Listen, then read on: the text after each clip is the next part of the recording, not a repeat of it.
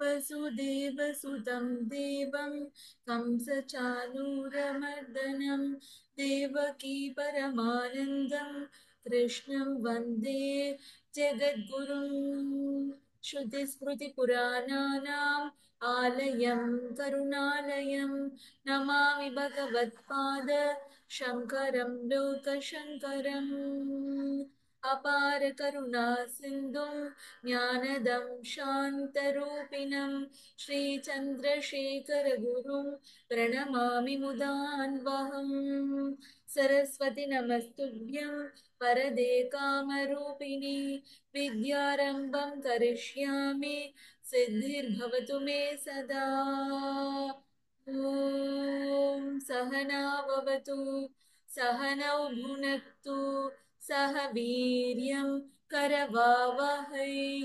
तेजस्विनावधीतमस्तु मा विद्विषावहै ॐ शान्ति शान्ति शान्तिः हरिः श्री गुरुभ्यो नमः हरिः ओम् ஹரிஹி ஓம் ஸ்ரீ குருபியோ நமக ராதே கிருஷ்ணா எல்லாருக்கும் இனிய காலை வணக்கங்கள் ஸ்ரீமத் பகவத்கீதா ஆறாவது அத்தியாயம் ஆத்ம சயம யோகம் தியான யோகம். ஸோ லாஸ்ட் கிளாஸ்ல வந்து 29, 30, 31 பார்த்தோம் இல்லையா? ஸோ 29ல சாரி 31 பார்க்கல, 29 and 30 பார்த்தோம் இல்லையா? ஸோ 29ல என்ன சொல்றாரு, ஒரு ஞானி அந்த நிதித்தியாசன தியானத்தோட பெனிஃபிட் பத்தி பேசிட்டு வர்றார் இல்லையா? சோ அந்த ஞானம் மனசுல சேச்சுரேட் ஆன ஒரு ஞானி, ஒரு யோகி, ஒரு மெடிடேட்டர் எப்படி இருப்பாரு அப்படின்னு பார்த்தோம்னா, எல்லா ஜீவராசிகளுக்குள்ளும் ஆத்மாவை பார்ப்பாரு. அதாவது எனக்குள்ள இருக்கிற அந்த ஆத்ம சைத்தன்யம் தான் எல்லா ஜீவராசிகள் எல்லா சரீரத்துக்குள்ளும் இருக்கு பார்ப்பாரு. தென் அடுத்த ஸ்டேஜ் ஆஃப் நாலேஜ் என்னது, எல்லா எல்லா ஜீவராசிகளும் எதுல இருக்கா, எல்லாரும் அந்த ஆத்மால தான் இருக்கா அப்படின்றத பாப்பார் இல்லையா? So first stage of knowledge என்னது, எல்லாருக்குள்ளயும் எனக்குள்ள இருக்கிற அதே ஆத்மா சைத்தன்யம் தான் எல்லா ஜீவராசிகளுக்குள்ளும் இருக்குன்றத சொல்றதுதான் the first stage of the self knowledge. Second stage of the self knowledge என்னது, அந்த ஆத்மாக்குள்ளதான் எல்லா ஜீவராசிகளும் இருக்கு அப்படின்றத பாப்பாரு இல்லையா? சோ ஃபர்ஸ்ட் நம்ம எப்படி பார்ப்போம், கோல்டு ஆர்னமெண்ட்ஸா பாக்குறோம் இல்லையா? எல்லாமே தங்கத்தினால ஆனது அப்படின்னு தான் பாக்குறோம் இல்லையா? இந்த ரெய்னி ரிங்கா இருக்கட்டும், கோல்ட் மோதிரமா இருக்கட்டும், வளையலா இருக்கட்டும், செயினா இருக்கட்டும், எல்லாமே எப்படி பார்ப்போம், தங்க மோதிரம், தங்க செயின், அப்புறமா தங்க நெக்லஸ், தங்க கொலுசு அப்படின்னு பாக்குறோம் இல்லையா? சோ ஆனா அது வாங்கினோடனே என்ன பண்றோம், அதை கொண்டு போய் பத்திரமா பூட்டி லாக்கர்ல வைக்கிறோம், ரொம்ப சேஃப்டியான ஒரு இடத்துல வைக்கிறோம். ஏன்னா அதோடைய காமன் ஃபேக்டர் என்னது, காமன் சப்ஸ்டன்ஸ் என்னது, கோல்டு. கோல்டுல தான் எல்லா ஆர்னமெண்ட்டுமே இருக்கு அப்படின்றதுனாலதான் நம்ம வாங்கும் போது ஆசைக்கு அதை வெவ்வேறு வடிவங்கள்ல ஃபார்ம்ல வாங்கிடுறோம் இல்லையா? பட் ஆனா அந்த அதை பத்திரப்படுத்தி வைக்கிறதுல நம்ம எப்படி இருக்கோம் அப்படின்னு பார்க்கும்போது அது கோல்டு தான், எல்லாமே கோல்டு தான், கோல்டால ஆனதுதான் அப்படின்னு நம்ம நினைக்கிறோம் இல்லையா? அதே மாதிரிதான் first stage of the self knowledge என்னது, எல்லாருக்குள்ளயும் இருக்கிறது ஒரே ஆத்மா தான். அந்த ஒரே ஆத்மாக்குள்ளதான் எல்லா ஜீவராசிகளும் இருக்கிறது. எப்படி ஒரு சூத்திர மணிகனா இவ கிருஷ்ணன் சொல்ற மாதிரி ஒரே நூல்லதான் எல்லா விதமான நிறங்கள் உடைய வடிவங்களுடைய மணிகள் கோர்க்கப்பட்டிருக்கு, ஒரு மணிமாலையா தெரியறது இல்லையா?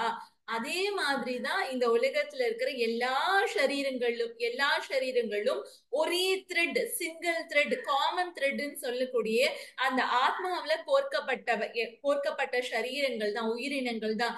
அது என்னவா வேணா இருக்கலாம், அது வந்து பறவையா இருக்கலாம், மிருகமா இருக்கலாம், ஆணா இருக்கலாம், பெண்ணா இருக்கலாம், மலையா இருக்கலாம், மடுவா இருக்கலாம், எல்லாமே இந்த வேர்ல்டு, இந்த யூனிவர்ஸ், இந்த ஜெகம் அப்படின்றது ஒரு மணிமாலை. அதுதான் கிருஷ்ணர் சொல்றார், சூத்திர மணிகனா இவ. அதனாலதான் கிருஷ்ணர் பேரே மணி வண்ணன் அப்படின்னு அவருக்கு ஏன் பேர் வந்துச்சுன்னா இதனாலதான். எல்லா சரீரங்கள் எல்லா ஜீவராசிகளையும் ஒரே த்ரெட்டா இருக்கிற அந்த ஆத்மாக்குள்ள அழகா அப்படியே வந்து இணைத்து பிணைத்து ஒன்றோடு ஒன்று இயங்க வைத்துக் கொண்டிருக்கிறார் இல்லையா? நான் சொல்றது இப்ப நான் இப்ப பேசுறது உங்க காதுல எப்படி கேக்குறது? how you are able to listen me ji? எனக்கு நல்ல காது கேக்குது ஜி. நான் வந்து ஜூம்ல கனெக்ட் ஆயிருக்கேன் ji. how we are all able to connect with each other through various things. இந்த மாதிரி கண்ணால பாக்குறது, காதால கேக்குறது, தொடர ஸ்பரிசனத்தினால ஒருத்தரை ஏன் உணர முடியறதுன்னா வெரி வெரி சிம்பிள். கிருஷ்ணர் சொல்றதுதான், சூத்திர மணிகனா இவ. நான் உங்களை எல்லாம் ஆத்மா அப்படின்ற சிங்கிள் த்ரெட் மூலமா நான் இணைச்சு வச்சிருக்கேன் ஒன்னா. ஆனா நீங்க என்ன நினைக்கிறீங்க? நான் வேற வேற தேசத்துல இருக்கேன், நான் வெவ்வேறு மதத்தை சேர்ந்தவன், வெவ்வேறு இனத்தை சேர்ந்தவன், நான் ஆண் நீ பெண், நீ வந்து மிருகம் நீ பக்ஷி அப்படின்ற மாதிரி நீங்க அந்த உருவத்தினாலதான் உங்களை வந்து பிளவுபடுத்திக்கிறீங்க. வேற வேற மாதிரி தெரியறது. பட் ஆனா என்னது, நீங்க இன்சைட் உள்ளுக்குள்ள நீங்க எல்லாருமே ஆத்மா அப்படின்ற த்ரெட்னால இணைக்கப்பட்டு தான் இருக்கிறீங்க. அதனால்தான் அந்த நம்ம வந்து அந்த சைக்கிள் பார்த்தோம்னா உங்களுக்கு தெரியும். வந்து அந்த என்ன சொல்றது, the survival of the universe cycle பாத்தீங்கன்னா தெரியும். ஒரு பூச்சிய வந்து ஒரு பல்லி சாப்பிடும். ஐ மீன் அந்த சைக்கிள் என்னன்னு தெரியல, ஒரு மறந்து போயிட்டேன். அது கடைசியில மனுஷனையே புழு சாப்பிடும். ஒரு புழுவை வந்து ஒரு காக்கா சாப்பிடும். ஒரு காக்காவை இல்ல வந்து ஜி, அது வந்து தவளை வந்து பாம்பு தவளைய பாம்பு சாப்பிடும். பாம்ப கருடன் தூக்குவாரு. கருடனை வந்து அந்த மாதிரி சைக்கிள் வந்துட்டு இருக்கும். அதுதான். கருடனை மனுஷனை வந்து கடைசி வந்து மண்ணுக்குள்ள மடிஞ்சு புழு சாப்பிடுது. அதாவது ஒரு புழுல இருந்து ஸ்டார்ட் ஆகுது. ரீசைக்கிள், இது பேர் ரீசைக்கிள்னு வரும், நம்ம அதான் அந்த பயாலஜி புக்ல ரீசைக்கிள். வரும். ஆமா, அந்த ரீசைக்கிள் ஆஃப் தி யூனிவர்ஸ்னா ஒரு புழுவை வந்து ஒரு பக்ஷி சாப்பிடும், ஒரு பக்ஷிய மிருகம் சாப்பிடும், ஒரு மிருகனை மனுஷன் சாப்பிடுறான். கடைசியில ஒரு மனிதன் வந்து இறக்கும், மண்ணுக்கு இரையாகும் போது ஒரு மனிதனுடைய அந்த உடம்ப வந்து புழு சாப்பிடுறது. Do you understand what I am telling? எல்லாருமே இன்டர் கனெக்டட் தான். Through what? த்ரூ ஆத்மா அப்படின்ற ஒரு வஸ்து, காமன் வஸ்துனால. அதுதான் வந்து ஒரு ஒரு ஞானிக்கு இந்த நாலேஜ் செல்ஃப் நாலேஜ் மூலமா இந்த பெனிஃபிட் கிடைக்கிறது. என்ன பெனிஃபிட்? எனக்குள்ள இருக்கிற அந்த ஆத்ம சைத்தன்யம் எல்லா சரீரங்களுக்குள்ளயும் இருக்கு.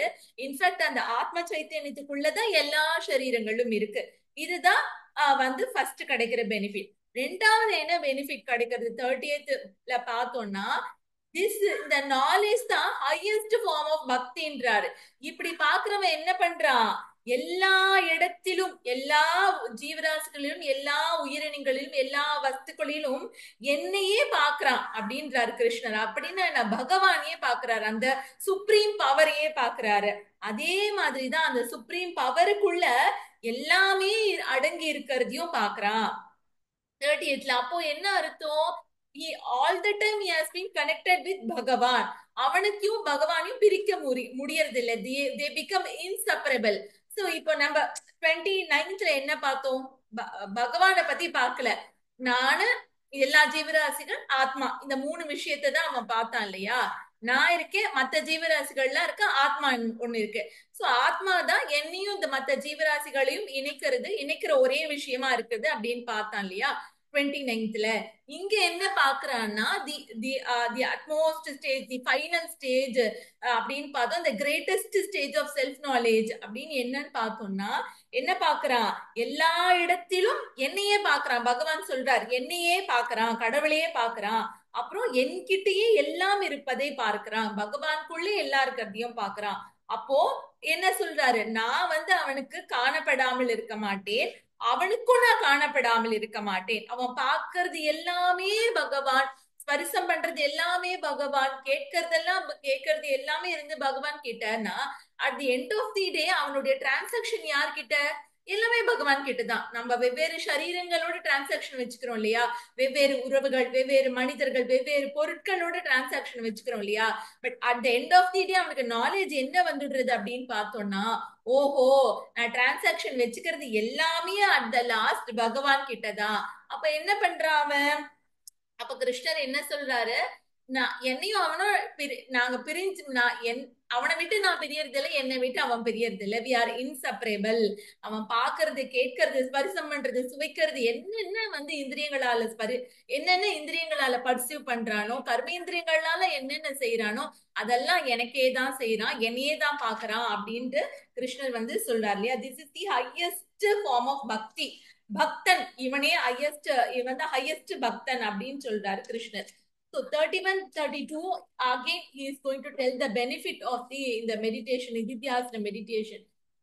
அந்த செல்ஃப் நாலேஜோட பெனிஃபிட் சொல்ல போறாரு. படிச்சுடுங்க, சேர்த்தே படிச்சுடுங்க. जी நான் படிக்கிறேன் जी. படி. सर्वभूतस्थितं यो मां भजत्येकत्वमास्थितः सर्वथा वर्तमानोऽपि स योगी मयि वर्तते आत्मौपं येन सर्वत्र समं पश्यति योऽर्जुन सुखं वा यति वा दुःखं स योगी परमो मतः. சோ இந்த மாதிரி ஹையஸ்ட் பக்தன் அப்படியே சொல்லிட்டே ஜி கிருஷ்ணர் சொல்றாரு, ஒருவரை விட்டு ஒருவர் நாங்க விலகிறதே கிடையாது, நான் தான் அவன், அவன் தான் நான். ஞானி து ஆத்மைவ ஆத்மைவ மே மதம் அப்படின்னு சொல்ல போறாருல கிருஷ்ணர் இனி 7th சாப்டர்ல. அப்போ இவன் தான் ஹையஸ்ட் பக்தன்னா, அப்போ இந்த பக்தன் how he will express his பக்தி, அவன் பக்தி எக்ஸ்பிரஸ் பண்ணுவானா அப்படின்னு பார்த்தோம்னா that is not needed. Krishna சொல்றாரு அவன் பக்தி எக்ஸ்பிரஸ் பண்ண வேண்டிய அவசியம் கிடையாது அப்படின்றார். ஜென்ரலி நம்ம பக்தி எப்படி எக்ஸ்பிரஸ் பண்ணுவோம், போன கிளாஸ்ல கேட்டோம்ல, பூஜை பண்ணுவோம், ஜபம் பண்ணுவோம், ஸ்லோகம், நாம சங்கீர்த்தனம், அபிஷேகம் பண்றது, விரதம் இருக்கிறது, கோவில்களுக்கு போறது, இந்த மாதிரி through various forms we express bhakti. அதாவது இந்த நாலேஜ் அடையாதவா சொல்றேன், அவளுக்கு வந்து இந்த வேதாந்தா தாட் ப்ராசஸிங் இருக்காது. சோ பகவான் ஏன்னா அவளுக்கு சுவாமி ரொம்ப பிடிக்கும், பிடிக்கிறதுனால ஒரு ஒரு விஷயம் என்னன்னா சுவாமியை ரொம்ப பிடிக்கிறதுனால பண்ணுவா. இன்னொன்னு பிரார்த்தனை, வழிபாட்டு முறை, இந்த ரிச்சுவல்ஸ் அதெல்லாம் ஃபாலோ பண்ணணும்ட்டு பண்ணுவா. சுவாமி கிட்ட இதெல்லாம் பண்ணி சுவாமி கிட்ட நம்ம கேட்டு வேண்டியதை பெறணும் அப்படின்றதுனால இதெல்லாம் பண்றா இல்லையா. அப்போ ஞானி ஞானி எப்படி இருப்பாருன்னா, ஞானிக்கு வந்து இந்த ரெகுலர் பூஜா பிகம்ஸ் மீனிங்லெஸ், இந்த ரெகுலர் ரிச்சுவல்ஸ் பிகம் மீனிங்லெஸ். ஏன்னா in fact religious life becomes meaningless for it. ஏன்னா அறிவு வந்ததுக்கு அப்புறமா, இந்த இந்த வேதாந்த அறிவு வந்ததுக்கு அப்புறமா என்ன அறிவு வந்தது, நம்ம முன்னாடி 29, 30th என்ன பார்த்தோம், என்ன அறிவு வந்தது, தான் அதாவது பகவான் தன்னை விட்டு விலகிறது இல்ல, தானும் பகவானை விட்டு விலகிறது இல்ல. பகவானே சொல்லிட்டார், நானும் அவனும் ஒண்ணுதான், அவன் தான் நான் தான் அவன், ஹீஸ் தி ஹையஸ்ட் பக்தன் சொல்லிட்டார் இல்லையா. சோ அந்த அறிவு வந்ததுக்கு அப்புறம் அவர்தான் அந்த ஜெகத்துக்கே அதிஷ்டானம், யாரு, பகவான் தான் இல்லையா. அப்போ ஞானியால எப்படி இந்த பூஜை பண்ண முடியும், அதாவது சுவாமிக்கு வந்து இந்த வந்து அது என்ன ஆசனம் கொடுக்கறது இருக்கு இல்லையா.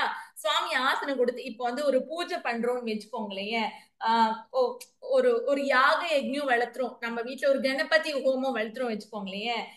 அப்ப வந்து என்ன சொல்லி ஆரம்பிப்போம் அப்படின்னு பார்த்தோம்னா, யதாஸ்தானம் பிரதிஷ்டாபயாமி அப்படின்றோம். அதாவது என்னது, நான் உங்களுக்கு ஆசனம் வச்சிருக்கேன் சுவாமி, நீங்க இங்க வந்து உட்காந்துக்கோங்க அப்படி, நான் இப்போ உங்களுக்காக பூஜை பண்ண போறேன், come on you sit, come on, you come and sit on this asanam that I offer to you அப்படின்றோம். சுவாமிய வாங்கோன்னு சொல்றோம். சுவாமி எங்கேயாவது இல்ல, ஒருத்தர் அந்த இடத்துல இல்லைன்னா தானே வாங்கோ சொல்லுவோம். am I right or wrong? இல்லாதவரை தானே நம்ம வாங்கோ சொல்லுவோம். புரியுறதா இல்லையா. நம்ம வீட்டுல ஒருத்தர் இல்ல, அவர் புதுசா நம்ம வீட்டுக்கு வர்றாரு, வாசக்கதவு தட்டுறாரு, காலிங் பெல் ஆயிடுக்கு, அப்போ என்ன சொல்லுவோம், நம்ம வீட்டுக்குள்ள அவர் இல்ல, வீட்டுக்கு உள்ள வராருன்னா அவளை வாங்கோ வாங்கோன்னு வரவேற்று உள்ள உட்கார வைப்போம் இல்லையா. அப்போ இங்க என்ன நாலேஜ் இருக்கு இந்த ரிலீஜியஸ் லைஃப்ல வாழறதுக்கு, சுவாமி இல்ல, இனிமேல் தான் அவரை கூப்பிட்டு பூஜைக்கு உட்கார வைக்கணும் அப்படின்ற மாதிரி அந்த ஸ்லோகத்துல சொல்லி இருக்கு இல்லையா. சி இது வந்து தப்பாலாம் கேட்டா தப்பெல்லாம் இல்லை, இந்த ரிலீஜியஸ் லைஃப்ல ரிச்சுவல்ஸ்ல இந்த மாதிரி ஒரு சாஸ்திரம் ஸ்லோகாலே இருக்கு. This meant for religious people. Madam இது வந்து இதுலயே வரும் மேடம், தர்ப்பண மந்திரத்திலேயே வந்து பித்ருக்களை வந்து கூப்பிடுவான் நம்ம. நீங்க சொன்ன மாதிரி இல்லாத வேலைதான் நம்ம கூப்பிடுவான். பித்ருக்கள்னா நம்மகிட்ட இல்ல, அவ போயிட்டா, நம்மளை விட்டு போயிட்டா, ஆனா நம்ம அவளை கூப்பிடுவான். அது எப்படி ஃபுல் மந்திரம் சொல்லல, அது கடைசியில எப்படின்னா பித்ருனா இதமாசனம் அப்படின்னு, இதுதான் ஆசனம் அவங்களோடது அப்படின்னு சொல்றோம். Sorry madam. No issue. அந்த மாதிரி we make a call to God, வாங்க உட்காருங்க அப்படின்னு சொல்லிட்டு. சோ ஆனா உண்மையான ஆத்ம சைத்தன்யம் தானே பகவான். அவர் வர்றதும் இல்ல போறதும் இல்ல இல்லையா? சோ இந்த பூஜை கான்செப்ட் எல்லாம் நமக்கு எதுக்குன்னா, நம்ம பார்த்த மாதிரி மைண்ட் ப்ரிப்பரேஷன் தான். சோ பூஜை முடிஞ்சதுக்கு அப்புறமா அதுக்கு ஒரு ஸ்லோகம் இருக்கும், ப்ளீஸ் கிளம்புங்க எனக்கு வேற வேலை இருக்கு பகவான் சொல்லிட்டு அதுக்கு ஒரு ஸ்லோகம் சொல்லி பகவானை கிளப்பியும் விடுவோம். சோ ஆனா உண்மைக்குமே பார்த்தோம்னா பகவான் வந்து எல்லா இடத்துலயும் இருக்காரு, எந்த நேரமும் இருந்துட்டு தான் இருக்காரு. அவர் வர்றதும் இல்ல போறதும் இல்ல, ஆத்ம சைத்தன்ய ஸ்வரூபம் பார்த்தோம் இல்லையா? சோ அப்போ இந்த நாலேஜ் வந்து யாருக்கு, இந்த தாட் ப்ராசஸ் யாருக்கு இருக்கும்? ஒரு வேதாந்தி, ஒரு ஞானிக்கு இருக்கும் இல்லையா? சோ அதனாலதான் கிருஷ்ணர் சொல்றாரு, இப்போ தட் பூஜை பிகம்ஸ் மீனிங்லெஸ் ஃபார் ஹிம். அவர் அந்த ஞானி என்றவர் வந்து அந்த எக்ஸ்பிரஸ் பண்ண மாட்டார், அந்த பக்தி எக்ஸ்பிரஸ் பண்ண மாட்டார். ஏன்னா ஏன் அப்படின்னு பார்த்தோம்னா, அந்த ஞானம், என்ன ஞானம் பார்த்தோம்? பகவான் தான் எல்லாருக்குள்ளயும் இருக்காரு, பகவானுக்குள்ள எல்லாரும் இருக்கா. பகவான் வந்து யாரையும் விட்டு பிரியறதும் கிடையாது. நானும் வந்து பகவானை விட்டு பிரியறதே கிடையாது இல்லையா? அப்போ அந்த ஞானம் தான் பக்தியோட எக்ஸ்பிரஷனா இருக்கிற காரணத்தினால, தட் ஞானம் itself is the expression of bhakti. நல்லா புரிஞ்சுக்கோங்க. வந்து ஞானி அப்படின்றவர் வந்து இந்த இந்த இந்த இந்த நாலேஜ் அடைஞ்ச ஒரு ஞானி வந்து பூஜை இம்பார்ட்டன்ஸ் கொடுக்க மாட்டாரா ரிலீஜியஸ் லைஃப்க்குன்னா? அப்படி கிடையாது. he will do all the அவர் வந்து பண்ணுவார். ஜி இப்ப நாங்கெல்லாம் கூட தான் வந்து வேதாந்தா படிக்கிறோம், இப்ப நீங்க சொல்லிட்டீங்க, எங்களுக்கும் அந்த நாலேஜ் இருக்கு ஜி, எல்லாருக்குள்ளயும் பகவான் இருக்காரு, பகவானுக்குள்ள எல்லாருக்கும் எனக்கு தெரிஞ்சு போச்சு. இன்னைக்கு ஈவினிங்ல இருந்து விளக்கு ஏத்த வேண்டாமா ஜி? நான் ஏத்தணும்னு அவசியம் இல்லையே, கிருஷ்ணர் தான் சொல்லிட்டாரு, one who attain this knowledge need not want to express is பக்தி. அப்படின்னா பண்ண வேண்டாமா, பண்ணக்கூடாதா அப்படின்னு கேட்டா, நோ யூ ஷுட் டூ. இன்னும் அதிக ஸ்ரத்தையா அந்த பூஜை புனஸ்காரங்களை நீங்க செய்யணும். ஏன் செய்யணும் அப்படின்னு பார்த்தோம்னா, உங்க வீட்டுல உங்களை பின்பற்றுவதற்கென்று உங்க குழந்தைகள் இருக்கா இல்லையா, நெக்ஸ்ட் ஜெனரேஷன் இஸ் தேர் இல்லையா? சோ அவளை நீங்க வழி நடத்தணும். இது வழி வழியாக இந்த ரிலீஜியஸ் லைஃப் வாழ்ந்து அதுக்கடுத்து ஸ்பிரிச்சுவல் லைஃப் அவ போறாளா போலியான்றது தெரியாது.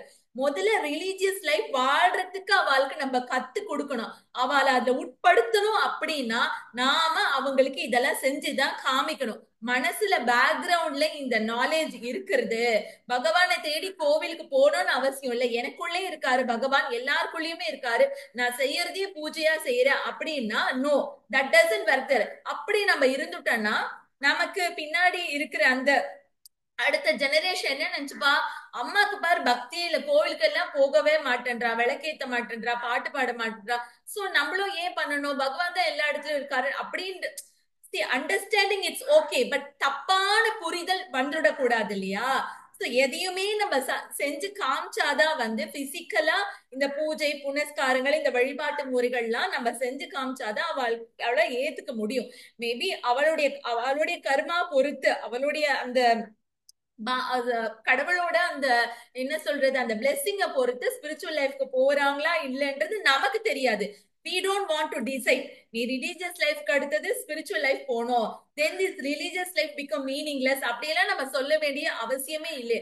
அதுவே அவங்களுடைய கர்மா பலன் பிரகாரமே கடவுளுடைய அனுகிரகம் மூலமா ஸ்பிரிச்சுவல் லைஃப், சரி ரிலீஜியஸ் லைஃப் யார் வேணா வாழலாம், எனிபடி could do பூஜா, கோவிலுக்கு போறது எல்லாமே பண்றது பண்ணலாம். பட் ஸ்பிரிச்சுவல் லைஃபுக்கு நம்ம வரணும்னா நமக்கு அந்த யோகம் இருந்தாதான் we could come to this spiritual life. எல்லாராலையுமே வந்துட முடியாது. Because spiritual life is the understanding of our own self and Bhagavan and this world இல்லையா? So that is not so easy. அது நம்ம குழந்தைக்கு போறாங்களா இல்லையான்றது தெரியாது. பட் ஆக மொத்தம் அடிப்படையான வாழ்க்கைக்குள்ள அவங்களை கொண்டு வரணும். எல்கேஜி யூகேஜி படிச்சாதான் நம்மளால ஃபர்ஸ்ட் செகண்ட் தேர்ட் போக முடியும் இல்லையா? எல்கேஜி யூகேஜி மாதிரி தான் இந்த ரிலீஜியஸ் லைஃப் அப்படின்றது மாதிரி.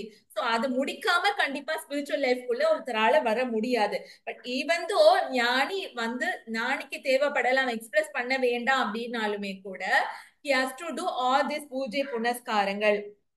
ஆனாலும் கிருஷ்ணர் என்ன சொல்றாரு, ஞானமே பக்தியோட எக்ஸ்பிரஷனா இருக்கிற காரணத்தினால எக்ஸ்ட்ராவா எந்த ஆக்ஷன் மூலமாக வெளிப்படுத்த வேண்டிய அவசியம் ஞானிக்கு கிடையாது. One who attains this self knowledge 29:30 சொன்ன மாதிரி. அப்போ அவனே வந்து கிரேட்டஸ்ட் பக்தன் அப்படின்னு சொல்றார். சோ அப்படி சொல்லிட்டு அப்படி இருக்கிறவன் என்ன பண்றா, மா பஜதி அப்படின்றார். எல்லா உயிர்களிலும் ஒரே நிலையை காண்கின்ற எவன் ஒருவன், அதாவது எல்லா உயிர்கள் என்ன நிலை பார்க்கறான், ஆத்மா அப்படின்ற நிலையை ஃபர்ஸ்ட் பாக்குறான். அதுக்கு அடுத்தது பகவான் அப்படின்ற நிலைய பாக்குறான் இல்லையா, அதுதான் சர்வ பூத ஸ்திதம் யோ மா பஜேத் மா பஜத் ஏகத்வா ஆஸ்திதஹ அப்படின்றார். அதான் மன பஜத்தினா என்ன அவன் வர்ஷிப் பண்றான். இந்த ஷோடசோபச்சாரம்லாம் அந்த மாதிரி வர்ஷிப் எல்லாம் பண்ண மாட்டான். ஷோடசோபச்சாரம்னா என்னது, கோவில்கள் எல்லாம் நிறைய பண்ணுவோம் இல்லையா, பூஜை புனஸ்காரங்கள் விதிமுறைகள் நியமங்கள்லாம் இருக்கு இல்லையா, அதெல்லாம் அவன் பண்ண மாட்டான். ஏன்னா அவனுக்கு என்ன தெரியும், எல்லா இடத்துலயும் நான் தான் இருக்கேன்னு தெரியுது இல்லையா.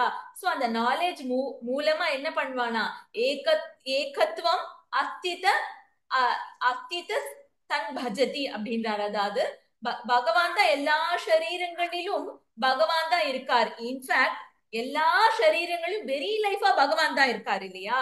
அப்ப சைத்தன்ய ரூபமா ஈஸ்வரனா அவரே இருக்கார் இல்லையா. அப்ப அந்த அத்வைத்த திருஷ்டியோட ஞானி இருக்கிறதுனால என்னவாகுது, அந்த நாலேஜ் அந்த நாலேஜை என்ன வர்ஷிப் பண்ற மாதிரி தான். எந்த ஸ்பெஷல் ஆக்ஷனும் அவன் பண்ண வேண்டிய அவசியமே இல்லை. அப்படின்னா சன்னியாசிக்கு வந்து பார்த்தோம்னா சன்னியாசி வை தே டேக் ஆசிரமம் சன்னியாசம் ஏன் எடுத்துக்கிறான்னா, சாஸ்திரப்படி அவ போனா, சாஸ்திரப்படி பார்த்தோம்னா சன்னியாசிகளுக்கு வந்து எந்த பூஜா நியமனங்களும் கிடையாது. சன்னியாசம் எதுக்கு அப்படின்னு பார்த்தோம்னா ஹையஸ்ட் நாலேஜ் அடையறதுக்கு தான் இல்லையா. ஸோ அவளுக்கு வந்து they don't need to do the rituals pujas இந்த ஃபார்மலா பண்ண வேண்டிய அவசியம் இல்லை. ஆனா மடத்தை சேர்ந்த சன்னியாசியா இருந்தா, மடம் வந்து என்ன மாதிரி ஒரு விஷயம், அது பப்ளிக்லாம் நிறைய பேர் விசிட் பண்ற இடம். மடம் அப்படின்றது பார்த்தோம்னா இப்போ நம்ம காஞ்சி சங்கர மடத்துல வந்து பார்த்திருக்கோம். இப்போ வந்து ஒரு இளம் வயதை சேர்ந்த கணேஷ சர்மா அப்படின்றவர் வந்து சன்னியாசத்தை ஸ்வீகாரம் பண்ணிட்டு ஒரு இப்ப 71வது பீடாதிபதியா காஞ்சி மடத்துல வந்து நியமனம் பண்ணிருக்கா இல்லையா. You closely look at that.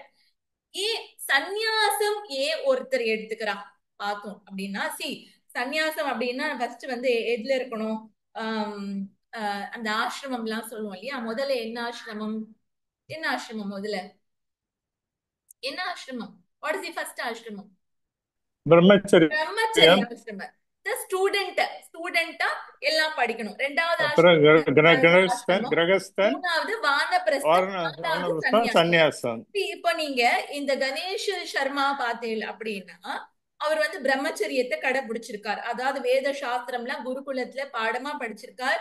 Is equally வந்து கிராஜுவேட்னா போஸ்ட் கிராஜுவேட். அவர் பார்த்தோம்னா அந்த சன்னியாசி பார்த்தோம்னா கணேஷ் சர்மா பார்த்தோம்னா, இப்போ அவரை எப்படி வந்து இது பேர் என்ன, கிரஸ்தத்தை கடக்கல, வானப்பிரஸ்தத்தை கடக்கல, ஏன் சன்னியாசம் எடுத்துட்டாரு, because to attain the highest knowledge attain பண்ணணும் அப்படின்னா இந்த மடத்துக்கு ஏன் அவர் பீடாதிபதியா அப்படின்னு அவரையே நியமனம் பண்ணார் அப்படின்னு பார்த்தோம்னா, ஒருத்தர் வந்து அந்த சன்னியாசத்தை நம்ம இங்க உற்று நோக்கணும் அப்படின்னா, சன்னியாசம் அப்படின்றது ஒரு உயர்ந்த நிலை. இந்த சந்நியாசத்தை பத்தி கிருஷ்ணர் வந்து ரொம்ப வந்து போர்ட்ரே பண்ணி பகவத்கீதால சொல்லல. ஏன் பார்த்தோம்னா சந்நியாசத்தை பத்தி ரொம்ப பேசி இருந்தாருன்னா நம்ம புக்க மூடி வச்சுட்டு போயிருப்போம். பிகாஸ் தி சந்நியாசம் game is not for us. இது ரொம்ப ரொம்ப கஷ்டமான ஒரு விஷயம். எல்லாத்தையும் எப்படி விட்டுட்டு வர்றது. அந்த 20 வயசு ஒரு குழந்தை இன்னைக்கு சந்நியாசத்தை ஸ்வீகாரம் பண்ணிருக்கு அப்படின்னா இளம் வயது, எல்லாத்தையும் அனுபவிக்க வேண்டிய ஒரு வயசு இல்லையா அது.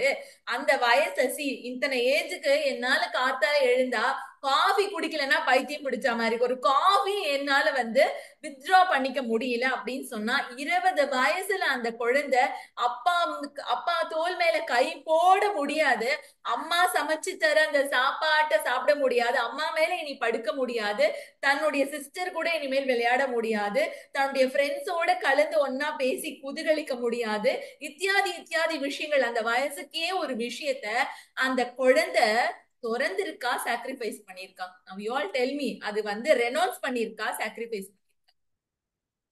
Renounce பண்ணி. What is the difference between renunciation and sacrifice? Renunciationக்கும் sacrificeக்கும் என்ன வித்தியாசம்? உணர்றது வந்து ரெனவுன்ஸ், தியாகம் பண்றதா நாமளே நினைச்சுக்கிறது தான் சாக்ரிஃபைஸ். தியாகம்ன்றது எதுவுமே கிடையாது, உணரணும். தன்னைத்தானே உணர்ந்ததுக்கு அப்புறம் வர்றதுதான் ரெனவுன்ஸ்மெண்ட். தியாகம்னு நாமளா சொல்லிக்கிறோம், நான் இதை இழந்துட்டேன், இதை விட்டுட்டேன்னு நாம சொல்றது எதுவுமே தியாகம்ன்ற இதுல சேராது. தியாகம், see sacrifice and renunciation என்னது? விடுறது இல்லையா? ஆமா, விட்டுட்டு சொல்லி காமிக்க மாட்டோம், உனக்காக இதை விட்டுட்டேன்ட்டு. மியூட்ல போட்டுக்கோங்க ஸ்ரீதேவி, மியூட்ல போட்டுக்கோங்க. சாக்ரிஃபைஸ் அப்படின்னா என்ன அர்த்தம்னா, even anybody could do sacrifice. இப்போ ஒரு குழந்தை வந்து ஒரு நல்ல மார்க் எடுக்கணும், ஒரு நல்ல பிளேஸ்மெண்ட் கிடைக்கணும் அப்படின்னா ராப்பகலா வந்து தன்னுடைய தூக்கத்தை சாக்ரிஃபைஸ் பண்ணிட்டு அந்த குழந்தை என்ன மும்முரமா படிக்கும், அதுக்கேத்த மாதிரி அச்சீவும் பண்ணும். அதே மாதிரி ஒரு business person, what ever anybody you take, they sacrifice something for attaining something இல்லையா? ஏதோ ஒரு விஷயத்த மும்முரமா அடையறதுக்காக ஒரு விஷயத்த அந்த குழந்தை வந்து யாரோ ஒருத்தர் தியாகம் பண்றான். இப்ப நம்ம வந்து சுதந்திரம் அடையறதுக்காக தியாகிகள்லாம் தன்னுடைய இன்னுயிரை ஈத்தார்கள், குடும்பத்தெல்லாம் விட்டுட்டு வந்தா. சோ ஏதோ ஒண்ணு அடையறதுக்காக ஏதோ ஒண்ணு இழுக்கிறதுக்கு பேரு தான் தியாகம். அதுவும் ஒரு பெரிய விஷயம் தான்.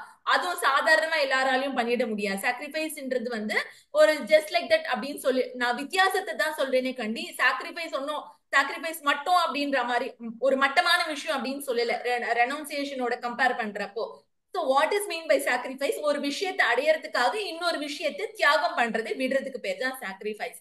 பட் ரெனவுன்சியேஷன் அப்படின்றது என்னன்னா, எதையுமே அடையறதுக்காக விடப்படுற விஷயம் கிடையாது. எதையுமே அவ அடையணுன்றதுக்காக சன்னியாசி ஆகல. நல்லா புரிஞ்சுக்கோங்க. சன்னியாசம் ரெனவுன்சியேஷன் அப்படின்னா எதை விடுறா அப்படின்னா, அவ இஷ்டப்பட்டும் எதையும் விடல, கஷ்டப்பட்டும் எதையும் விடல. they renounce everything அப்படின்னா பற்றை விடுதல், எல்லாத்து மேல இருக்கிற பற்று விடுதல், குடும்பத்து மேல இருக்கிற பற்று விடுதல், உடம்பு மேல இருக்கிற பற்று, இந்த உலகத்தின் மேல இத்தியாதி சந்தோஷங்கள், இந்திரிய விஷயங்கள் மேல இருக்கிற பற்று எல்லாத்தையும் அவ துறக்கிறா, விடுறான்னா என்ன அர்த்தம்னா சாக்ரிஃபைஸ் பண்ணல, அதன் மேல இருக்கிற அட்டாச்மெண்ட்டை அவ விட்டுடுறா. இப்ப அந்த குழந்தை சன்னியாசம் ஸ்வீகாரம் பண்ணிட்டு ஏன் வருது அப்படின்னா, இது வந்து சொல்றது இந்த உலகத்துக்கு, it is letting no the world, now I am not available to this world as a அனாத்மா. என்ன வந்து அம்மா நீ வந்து என்ன பையன் என்ன வந்து சொந்தம் கொடக்கூடாது. ஹியர் இன் ஆஃப்டர் நான் சன்னியாசத்தை ஸ்வீகாரம் பண்ணிட்டதுக்கு அப்புறமா அவ அப்பா அம்மா தன்னை சேர்ந்தவர்கள் இந்த உலகத்துக்கு அது என்ன தெரிவிக்கிறதுன்னா, now I am not available to this world as an அனாத்மா. என்னை யாருமே சொந்தம் கொண்டாடக்கூடாது, என்கிட்ட எதுவுமே எதிர்பார்த்து வரக்கூடாது, நான் இப்போ சன்னியாசி. இது ஒரு விஷயமா? இந்த ஒரு விஷயம் இந்த மாதிரி பற்றுதலை விடுறது. பட் அந்த பீடத்துக்கு அது வந்து ஏன் ஒரு அகில குருவா வந்து நியமனம் பண்ணிருக்கா, பீட்டாதிபதியா செலக்ட் ஆயிருக்கா அப்படின்னா இந்த உலகத்துக்காக தான். ஃபர்ஸ்ட் விஷயம் என்ன, எனக்கும் இந்த உலகத்துக்கும் இனிமேல் எந்த சம்பந்தமும் இல்ல, ஆனா இந்த உலகத்துக்காக தான். எதுக்காக சன்னியாசத்தை நான் எடுத்துட்டு எல்லாத்தையும் ரெனவுன்ஸ் ஏன் பண்ணிட்டேன்னா, அகைன் இந்த உலக நன்மைக்காக தான். ஏதாவது லோக க்ஷேம, இந்த உலகத்துக்கும் எனக்கும் எந்த சம்பந்தம் இல்ல, ஆனா நான் ஏன் இந்த உலகத்தையே விட்டுட்டேன் அப்படின்னா இந்த உலக க்ஷேமத்திற்காக தான் நான் விட்டுட்டேன். நீ எதுக்காக வந்து ஒரு மடத்துல வந்து ஒரு சன்னியாசிய பீட்டாதிபதியா நியமனம் பண்றான்னா, மடத்தினுடைய வேலை, எஸ்பெஷலி சங்கர மடத்தினுடைய வேலை என்னன்னு பார்த்தோம்னா வேதங்களை சம்ரக்ஷணம் பண்றது. அதாவது இந்த டீச்சிங், கிருஷ்ணரே எதுக்கு வந்து அவதாரம் பண்ணார் அப்படின்னா, இந்த பகவத்கீதா இந்த நாலேஜ கொடுக்கிறது, உபதேசம் பண்றது. என்ன உபதேசம் பண்ணிருக்காரு அட் எண்ட் ஆஃப் தி டே பார்த்தோம், உபனிஷத் வேத சாஸ்திரத்தை தான் அர்ஜுனனுக்கு உபதேசம். அந்த டீச்சிங் ரிவைவ் பண்றதுக்காகவே, வேதாந்தா டீச்சிங் வேதத்தை ரிவைவ் பண்றதுக்காகவே எடுத்த ஒரு அவதாரம் தான் கிருஷ்ண அவதாரம்.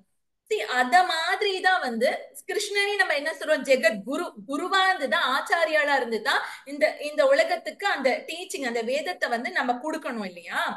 சோ இந்த மாதிரி ஆஃப்டர் கிருஷ்ணருக்கு அப்புறம் எந்த கடவுள் வந்து அவதாரம் எல்லாம் எடுத்து வரல. அதுக்கப்புறம் ஆதிசங்கர் சிவபெருமானே வந்து அவதாரம் எடுத்து வரார் இல்லையா? எதுக்காக வராரு? அகெயின் இந்த டீச்சிங்கை ரிவைவ் பண்றதுக்கு இல்லையா?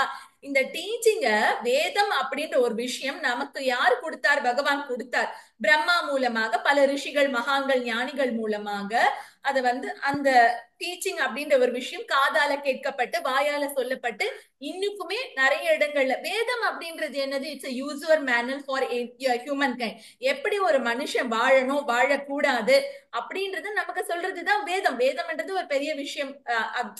இதுதான் எசன்ஸ் ஆஃப் வேதம். வேதத்துல இதுதான் சொல்லிருக்கு. 4 விதமான வேதங்கள் இருக்கு. அதெல்லாம் நமக்கு தெரியும். வேத உபநிஷதங்கள்லாம் இருக்கு இல்லையா?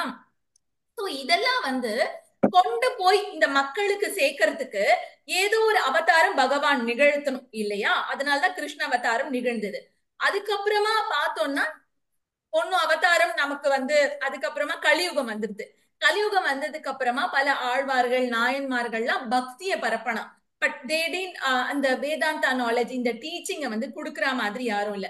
அதுக்காக தான் ஆச்சாரியால்ஜி எல்லாம் நிறைய பேர், ஆதிசங்கரர் மாதிரி, ஆதிசங்கரர் வழியில வந்தா அத்வைத்தம் துவைத்தம்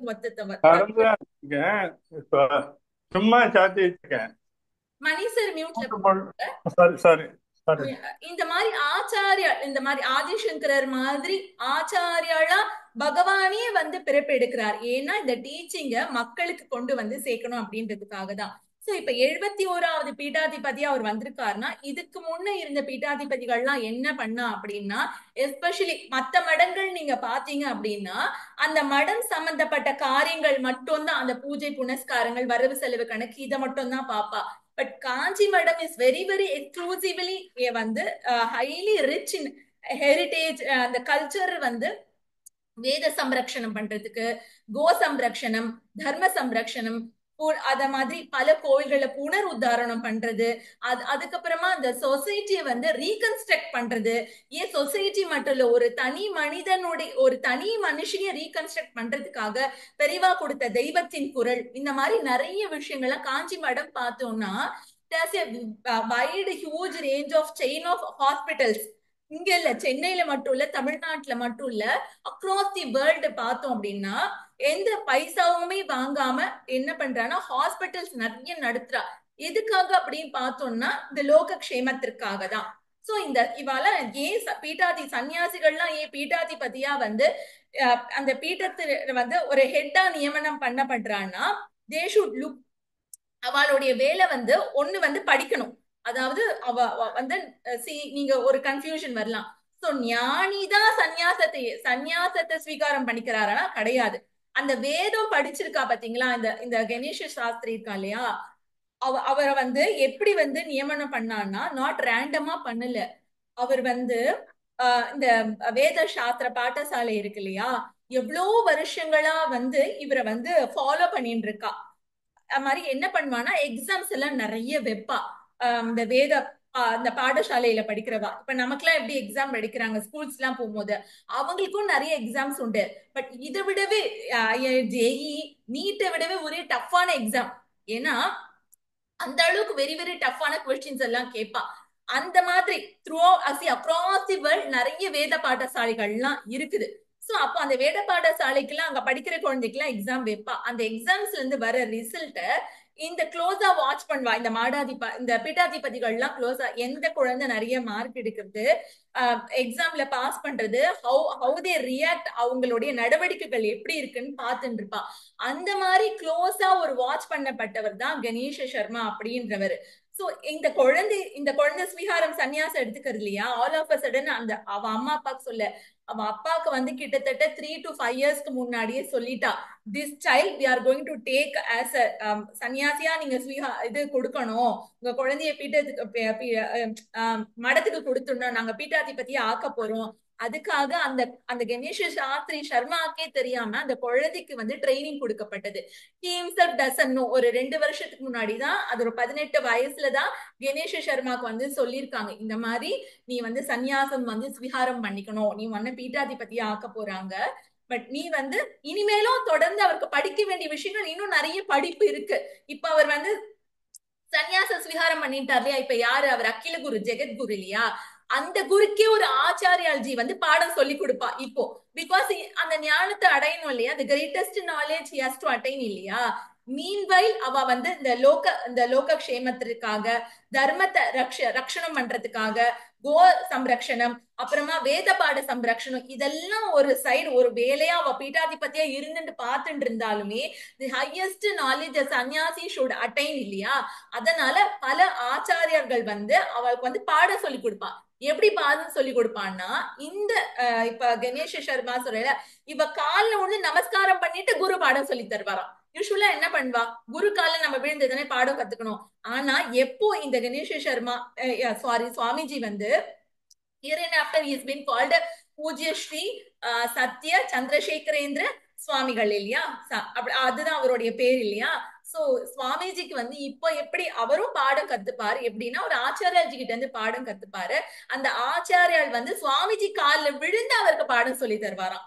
வெரி இன்ட்ரெஸ்டிங் இன்ஃபர்மேஷன் பாருங்களேன். இப்ப ஜெகத்குரு ஆயிட்டாரு இல்லையா?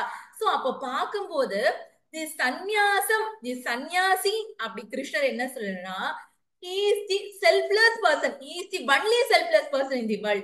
இப்ப பார்க்க ஆரம்பிச்சோம்னா நிறைய எல்லாருமே இவரை வந்து க்ளோஸ்லி வாட்ச் பண்றாங்க. அது யங்ஸ்டரா இருந்தாலோ வயசானவளா இருந்தா க்ளோஸ்லி இந்த ஏஜ்ல. இன்ஃபேக்ட் பார்த்தோம்னா ஆதிசங்கரர் வந்து at the age of 8 years taken சன்னியாசம்.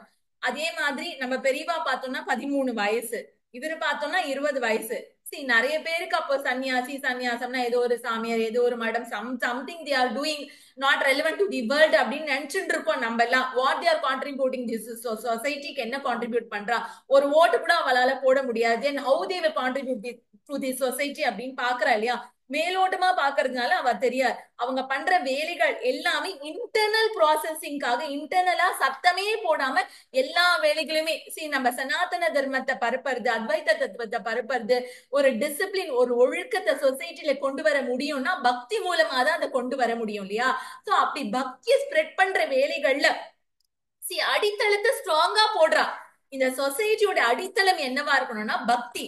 பக்தி ஒன்னு ஸ்ட்ராங் பேஸ்மெண்ட் போட்டாதான் எவ்வளவு பில்டிங் மேல எழுப்பினாலும் வந்து அது ஆட்டம் காணாது. அது வந்து டெக்னிக்கலா இந்த சொசைட்டி வளர்றதோ, அப்புறமா வந்து எக்கனாமிக்கலா வளர்றதோ, எந்த வளர்ச்சியா இருந்தாலுமே அந்த அது வந்து இந்த வேர்ல்டுன்னே வேணாம், ஒரு சொசைட்டியோட அடித்தளம் ஒரு என்ன சொல்றது, ஒரு குரூப் ஆஃப் பீப்புள், எதை வேணா நம்ம எடுத்துக்கலாம், குரூப் ஆஃப் பீப்புள், சொசைட்டி எடுத்துக்கலாம், நம்ம நாடு எடுத்துக்கலாம், இந்த உலகம், அதனுடைய வளர்ச்சி எதனுடைய தளத்துல இருக்கணும் அப்படின்னா ஒரு ஸ்ட்ராங்கான பேஸ்மெண்ட்க்கு வேலைதான் எக்கனாமிக்கல் வளர்ச்சி, டெக்னிக்கல் வளர்ச்சி, அதாவது கார்பரேட் வளர்ச்சி, எந்த வளர்ச்சியா இருந்தாலும் எஜுகேஷனல் எனிதிங் அது மேல வளரணும் அப்படின்னா அதற்கு வந்து ஸ்ட்ராங் பேஸ்மெண்ட் எதுன்னு பார்த்தோம்னா நம்ம பக்தி, வேத சாஸ்திரங்கள், வேதாந்தம், இதெல்லாம் தான் ஸ்ட்ராங் பேஸ்மெண்ட். இப்போ பேஸ்மெண்ட் நம்ம கண்ணுக்கு தெரியறது இல்லையா? பில்டிங் வசந்து நிக்கிற பில்டிங் தான் நம்ம கண்ணுக்கு தெரியறது இல்லையா? அதே மாதிரிதான் நமக்கு இந்த டெக்னிக்கல் டெவலப்மெண்ட், சயின்டிபிக் டெவலப்மெண்ட், இந்த மாதிரி மெட்டீரியலிஸ்டிக் டெவலப்மெண்ட் தான் நம்ம கண்ணுக்கு தெரியறதே ஒழிஞ்சு, பட் அதுக்கு அடித்தளம் போட்ட இந்த மாதிரி பீட்டாதிபதிகள், சன்னியாசிகள், ஆச்சாரியர்கள்லாம் தங்களுடைய ஃபேமிலியை வித்ட்ரா பண்ணிட்டு வந்திருக்கா. தனக்கு பிடிச்சது பிடிக்காதது, லைக்ஸ் டிஸ்லைக்ஸ் அந்த மாதிரி வயசுல பண்ணிட்டு வரான்னா we should salute them இல்லையா? அது அவால மட்டும் இல்ல, அவங்கள வந்து இந்த உலகத்துக்காக பீட்டாதிபதியா கொடுத்தானா அவ அம்மா வந்து காமாட்சி ஸ்வரூபம் இல்லையா? சோ அப்போ அவ மைண்டை எப்படி எல்லாத்துலயும் கிருஷ்ணன் சொல்றாரு, மனசை வித்ட்ரா பண்ணு, இந்திரியங்களை வித்ட்ரா பண்ணு. நீங்க வந்து அந்த கணேஷ சர்மா அவர்கள் வந்து பீட்டாதிபதியா ஸ்வீகாரம் எடுத்துக்கும் போது க்ளோஸ்லி வாட்ச் பண்ணுங்க. நிறைய பேர் வாட்ச் பண்ணிருக்க மாட்டா. அவ தங்கையோ sister will be standing beside him. அவ அம்மா அவ அப்பாலாம் எப்படி ஒரு வந்து அந்த ஒரு வித்ட்ராயல் மைண்டோட நிக்கிறா பாருங்களேன். Ma'am sorry for interruption ma'am, ஆனா எனக்கு இந்த டவுட்லாம் இருந்தது, நீங்க இன்னைக்கு நல்லா கிளியர் பண்றீங்க. தேங்க்யூ. சோ அவங்க அப்படி நிக்கும் போது அது வந்து தியாகம் கிடையாது உண்மையிலேயே இந்த உலகத்துக்காக. ஒரு பக்கம் காஞ்சி மடத்தோட பீட்டாதிபதி பெரியவா ஆதிசங்கரர் நிறுவன இது பீட்டம், அதுக்கே தன் புள்ள இப்படி வர்றதுன்னு ஒரு பக்கம் சந்தோஷமா இருந்தாலும், இன்னொரு பக்கம் அந்த தாய்க்கு எப்படி இருக்கும், தன்னுடைய மகன் இனிமேல் இறந்துட்டதுக்கு அப்புறமா தான் that guy Ganesh Sharma has to visit his mother's dead body only, otherwise no. எது அவர் வந்து பார்க்க வரலாம். பட் மகன் அப்படின்ற கண்ணோட்டத்தோட பார்க்க வரவே கூடாது. ஒரு சுவாமிஜி குருஜி அவரை வந்து பார்க்க வரலாமே ஒழிஞ்சு வரவே கூடாது. அந்த டெத்துக்கு போய் அவர் எல்லா காரியங்களுமே அவர் பண்ணலாமே ஒழிஞ்சு மத்தபடி எந்த விதமான ஒரு காரியங்களும் அந்த குடும்பத்துக்காக பண்ணக்கூடாது. சி இப்போ ஒரு குடும்பத்தை வித்ட்ரா பண்ணிட்டு இங்க சி த பியூட்டி, சன்னியாசியோடைய பியூட்டி என்னன்னா அவர் வந்து ஒரு குடும்பத்தை தான் வித்ட்ரா பண்றாரு. வித்ட்ரா பண்ணிட்டு என்ன பண்றாரு, இந்த அகிலமே, அதாவது வசுதைவ குடும்பக்கம், அதாவது இந்த அகிலம், இந்த யூனிவர்சல் குடும்பம் இருக்கு இல்லையா, அதோட தன்னை வந்து கனெக்ட் பண்ணிக்கிறார் எல்லாமே. ஏன்னா லோகக்ஷேமா ஒண்டி தானே அவளுடைய எண்ணமா இருக்கிறது. நான் சொல்றது என்ன புரியுதா? he is connecting to this entire world, entire universe as Vasudhaiva குடும்பக்கம். இந்த உலகமே ஒரு ஒரு ஒரு உலகம் தான், இந்த உலகமே ஒரே குடும்பம் தான். அந்த குடும்பத்தை வழி நடத்துற பொறுப்பு இந்த மாதிரி பீடாதிபதிகள் இருக்கு. அவ நன்மைக்காக தான். ஒரு குடும்ப தலைவன் எப்படி ஒரு குடும்பம் நல்லா இருக்கணும்ன்றதுக்காக பிரெட் வின்னர் சொல்றா, ஓடி ஓடி உழைக்கிறா அந்த குடும்பம் நல்லதுக்காக, only for a single family. But now this பீடாதிபதி, these sannyasis are working for the லோகக்ஷேமம். இந்த எல்லா இந்த ஜெகத், இந்த யூனிவர்ஸையே தன்னோட ஒரே குடும்பமா பாக்குறா. எப்படி?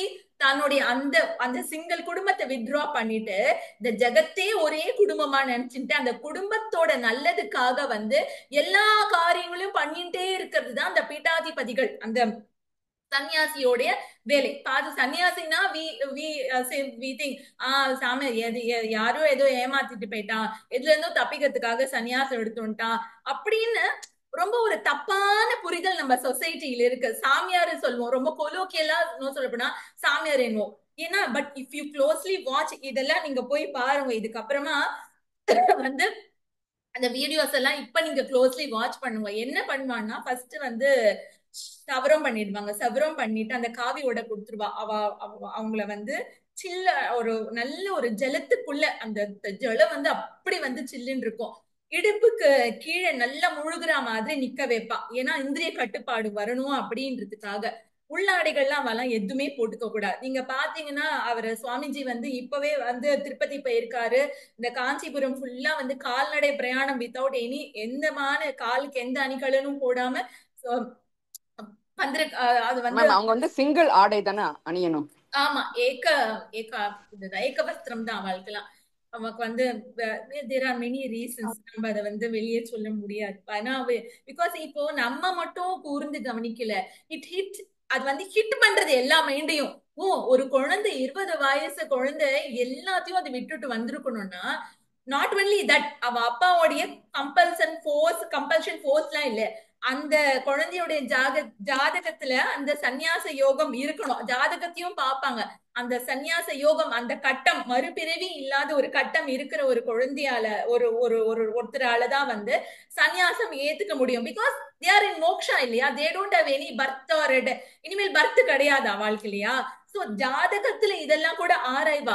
சோ இவர் கணேஷ சர்மா வந்து பீட்டாதிபதியா நியமித்துக்கிறதுக்கு முன்னாடி 5-6 வருஷமா they are being closely following, அவரை ஃபாலோ பண்ணிட்டு அவருக்கே தெரியாம அவருக்கு ட்ரைனிங் கொடுத்திருக்கா. என்னெல்லாம் ட்ரைனிங் கொடுத்திருக்கா பாருங்க.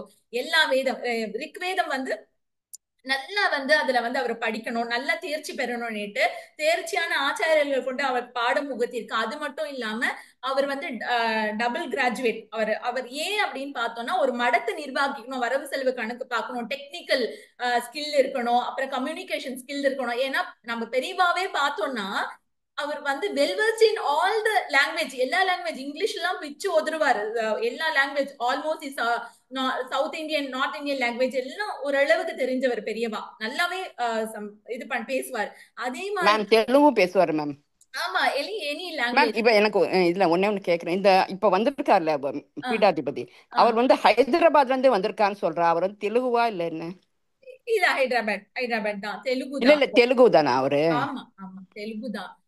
அந்த ஹைதராபாத்னா அது ஏதோ அங்க ஒரு இன்டீரியர் இருக்கிற ஒரு இடத்துல இருந்து ஒரு வந்து இல்ல இந்த வேத பவன் கிட்ட தான் அவருங்க இருக்காங்கன்னு நான் கேள்விப்பட்டேன். சோ இவரு மட்டும் இல்ல, அவங்க அப்பா, அவங்க தாத்தாக்கு தாத்தா, கொள்ளு தாத்தா எல்லாருமே எப்படின்னா வேதத்தை கரைச்சு குடிச்சவா. சோ அந்த மாதிரி ஒரு லீனியேஜ்ல வந்தவர் தான் கணேஷ சர்மா. சோ அப்ப அவருக்கும் வந்து நாட் ஒன்லி வேத பாடங்கள் மட்டும் அவர் படிக்கல, குருகுலத்துக்கு மட்டும் போல, சைட் பை சைடு இந்த நாலேஜும் அவர் வந்து அடைஞ்சிருக்கார். இந்த டெக்னிக்கல் ஸ்கில், இந்த சயின்டிபிக் ஸ்கில், கம்யூனிகேஷன் ஸ்கில், எல்லா நாலேஜுமே இருக்கு. சோ இப்படி அந்த கம்ப்யூட்டர் நாலேஜ் எல்லாம் கூட இருக்கணும் இல்லையா? இப்போதைக்கு ஹைலி ப்ரொஃபஷனல் தான் கணேஷ சர்மா அப்படின்ற வரும். இதெல்லாம் பார்த்துதான் அவர் வந்து நியமனம் பண்ணி ஒரு மடத்தை நிர்வாகம் பண்ணணும். இப்ப ஏன்னா வந்து நிறைய கல்பிரிட் நடக்கிறது மடத்துக்கு வர பணம் எல்லாம் எங்க போறது? ஏன்னா இப்போ இருக்கிற பெரியவா பால பெரியவா வந்து வயசாயிடுத்து, அவருக்கு ஹெல்த் இஷ்யூஸும் நிறைய இருக்கு. அவரால் வந்து அந்த அளவுக்கு கோப் அப் பண்ணி நிர்வாகம் பண்ண முடியல. சோ அதனாலதான் வந்து இப்போ என்ன பண்ணிருக்கா அப்படின்னா, நிர்வாகத்திறன், ஈவன் மேனேஜ்மெண்ட் ஸ்கில் இருக்கிற ஒரு பர்சன் அதே மாதிரி வேதத்திலையும் இருக்கணும், சந்நியாசத்தை ஸ்வீகரிச்சுக்கிற ஒரு மனப்பான்மையும் இருக்கணும். லோகக்ஷேமத்திற்காக இந்த குழந்தை வந்து இனி என்னெல்லாம் நடவடிக்கை எடுக்க போறது பெரியவா மாதிரி அப்படியெல்லாம் வந்து அலசி ஆராய்ஞ்சு அதுக்கப்புறமா தான் இந்த மடத்துக்கு வந்து பீட்டாதிபதியை நியமனம் பண்ணிருக்காங்க. It's very long process. இப்போ ஒரு ஆபீசரை நியமனம் பண்ணனா it might take 1 or 2 months. ஏதாவது ஒரு ஹையர் அபிஷியலை நீ அப்பாயின்மெண்ட் பண்றான்னா ஒரு டேக்ஸ் 1 or 2 months, அவ்வளவுதான். பெரிய ஸ்கில் எல்லாம் ஒன்னும் பார்க்க மாட்டான். அந்த ஜாபுக்கு என்ன ஸ்கில்லோ அதுதான் பாப்பா. ஆனா இப்படி ஒரு மடத்துக்கு பீட்டாதிபதியா நியமிக்கிறானா அந்த குழந்தைக்கு அந்த மைண்ட் எக்ஸ்பான்ஷன் எவ்வளவு இருக்கணும், வேதத்துல எவ்வளவு ஆழ்ந்த ஞானம் இருக்கணும், இந்த உலக அறிவும் இருக்கணும். அதெல்லாம் தாண்டி விடுங்கோ, அந்த மனசு அப்படின்றது துறந்த மனசா இருக்கணும் இல்லையா? தட் குழந்தை ஷுட் ஹாவ் தட் ரெனவுன்ஸ்ட் மைண்ட். யாருக்கு இருக்கும்?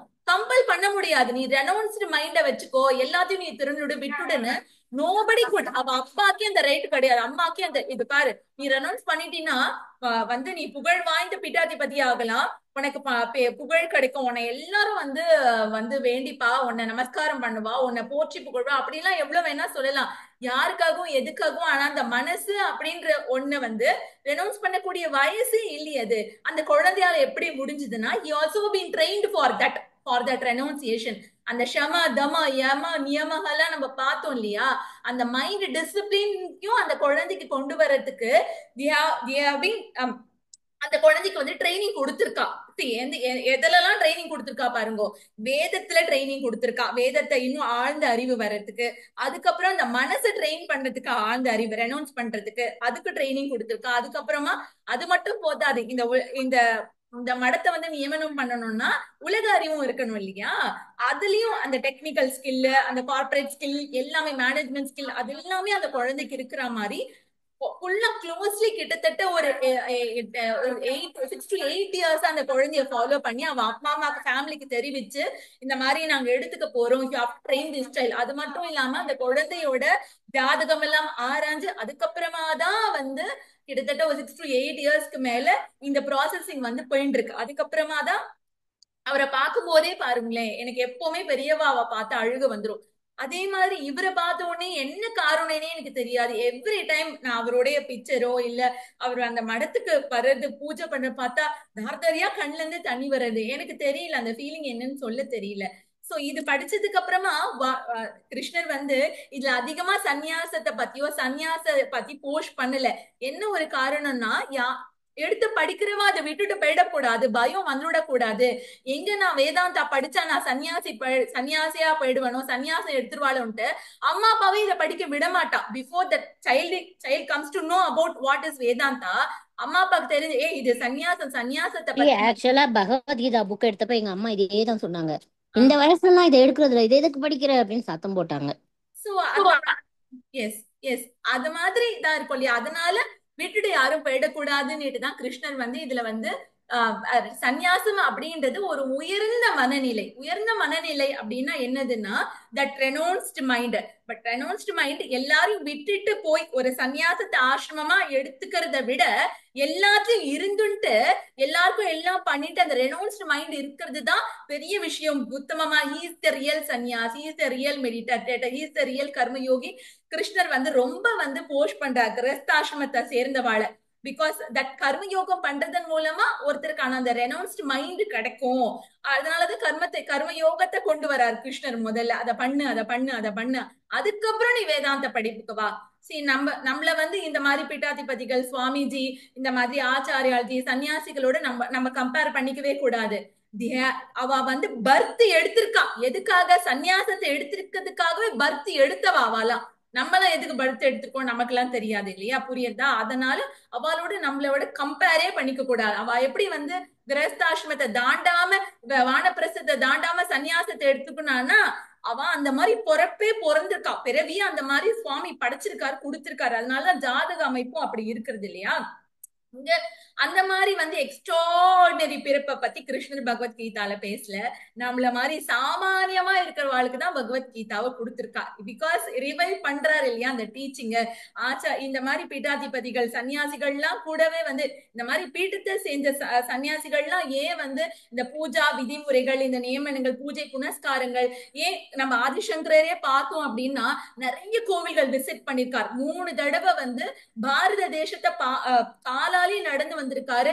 பார்த்தோம்னா எல்லா கோயில்களையும் புனருத்தாரணம் பண்ணிருக்காரு. அத புனருத்தாரணம் பண்ணி அந்தந்த கோயில்கள் இப்ப நீங்க திருப்பதி போறீங்க இல்லையா, இப்ப பாண்டுரங்கன் ஒருத்தர் இருக்காரு இந்த மாதிரி இந்த பண்டரிபுரத்துலன்னா யாரால தெரிய வந்தது அப்படின்னா ஆதிசங்கரால் தான் நமக்கு தெரிய வந்திருக்கு. பாண்டுரங்கன் மேல பாண்டுரங்க அஷ்டகம் பாண்டிருக்காரு, புனருத்தாரணம் பண்ணாரு.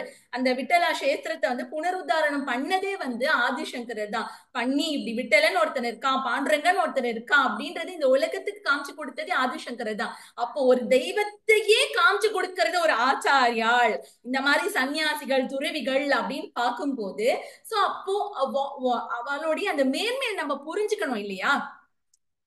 கடவுளை விட அவ உயர்ந்த கடவுளையும் அவ நமக்கு காமிச்சு கொடுக்குறா அப்படின்னா அந்த ஆதிசங்கரர் வந்து எவ்வளவு ஸ்லோகங்கள் ஏற்றிருக்காரு, புனருத்தாரணம் பண்ணிருக்காரு.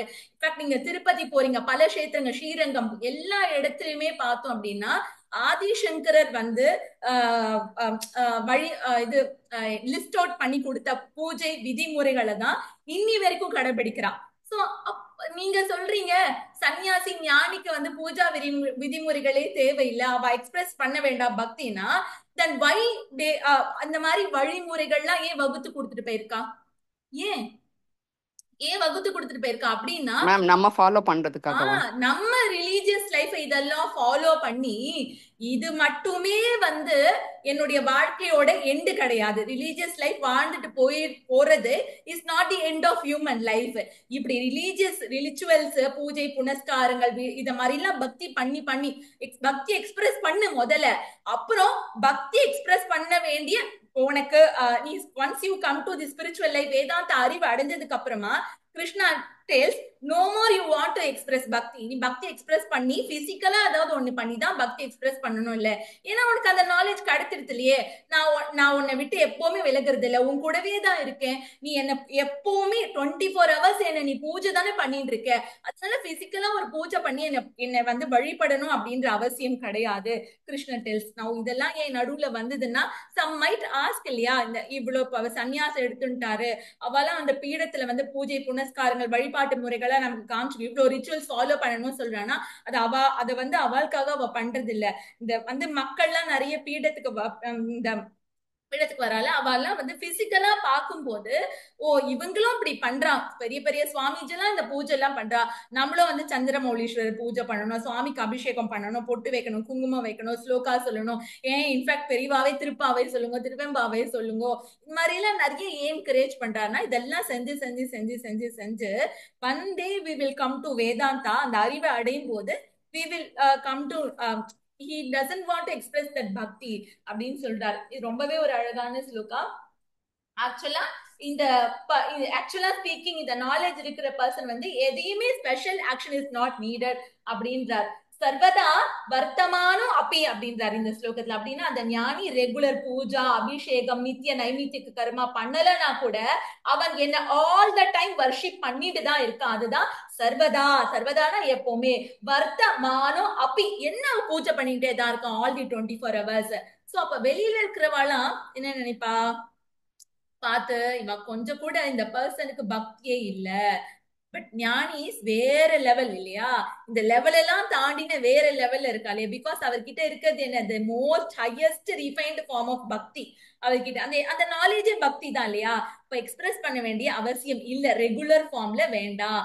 வர்த்தமானோ அப்பி ஞானி எந்த லைஃப சூஸ் பண்ணி இருந்தாலும் சரி, ஞானி வந்து கம்பல்சரியா சன்னியாசத்தை ஆசிரமமா எடுத்துக்கணும்னு அவசியம் கிடையாது. எந்த ஆசிரமத்துல இருந்தாலுமே, கிரஸ்த ஆசிரமத்துல இருந்தாலுமே கூட, எந்த வேலையில ஈடுபட்டு இருந்தாலுமே பகவான அவர் இன்டர்னலா பூஜித்து கொண்டே இருப்பார். யாரு? ஞானி, சயோகி. அந்த மாதிரி ஞானி தான் யாரு? ஞான நிஷ்டா. அப்படின்னா என்னது? டிரான்சாக்ஷன்ல இருக்கும் பொழுதும் கூட அந்த ஞான நிஷ்டையிலேயே இருப்பார். மயி வர்த்ததே, எனக்குள்ள அந்த பர்சன் இருக்காரு. யாரு? சுவாமி சொல்றார், பகவான் சொல்றார், எனக்குள்ள மயி வர்த்ததே அப்படின்னா அந்த மாதிரி ஞானி எனக்குள்ளதான் அந்த பர்சன் இருக்காரு. the whole creation itself is God for him. யார்? inseparable அப்படின்னு சொல்றார். திரும்பி முன்னாடி ஸ்லோகத்துல சொன்னதுதான் சொல்றார் இந்த ஸ்லோகத்திலையும். 31 இது வந்து எத்தனாவது? 31 ஸ்லோகா. 32 படி சொல்லி. மேம் அதே மாதிரி பிரேம சாய் வர்றாரு மேடம். எங்க வர்றாரு G? Ma'am Shirdi Baba first, அதுக்கப்புறம் வந்து சத்யசாய் பாபா, இப்ப பிரேம சாய் பாபா. அவர் 14 இயர்ஸ்ல வருவாருன்னு சொல்லியிருக்காங்க. மாண்டியா டிஸ்ட்ரிக்ட்ல தான் இருக்காரு அவர், வளர்ந்துட்டு இருக்காரு.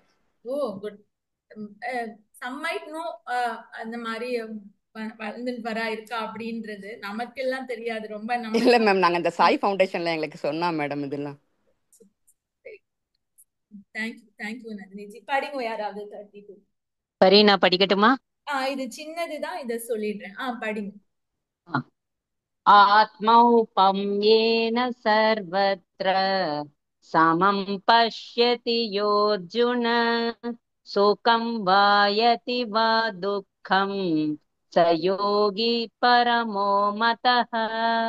இதுல தியானத்தினுடைய பலன் தான் சொல்றாரு. 29, 30, 31 இதுல எல்லாம் அதை தான் சொல்லிட்டு வர்றாரு.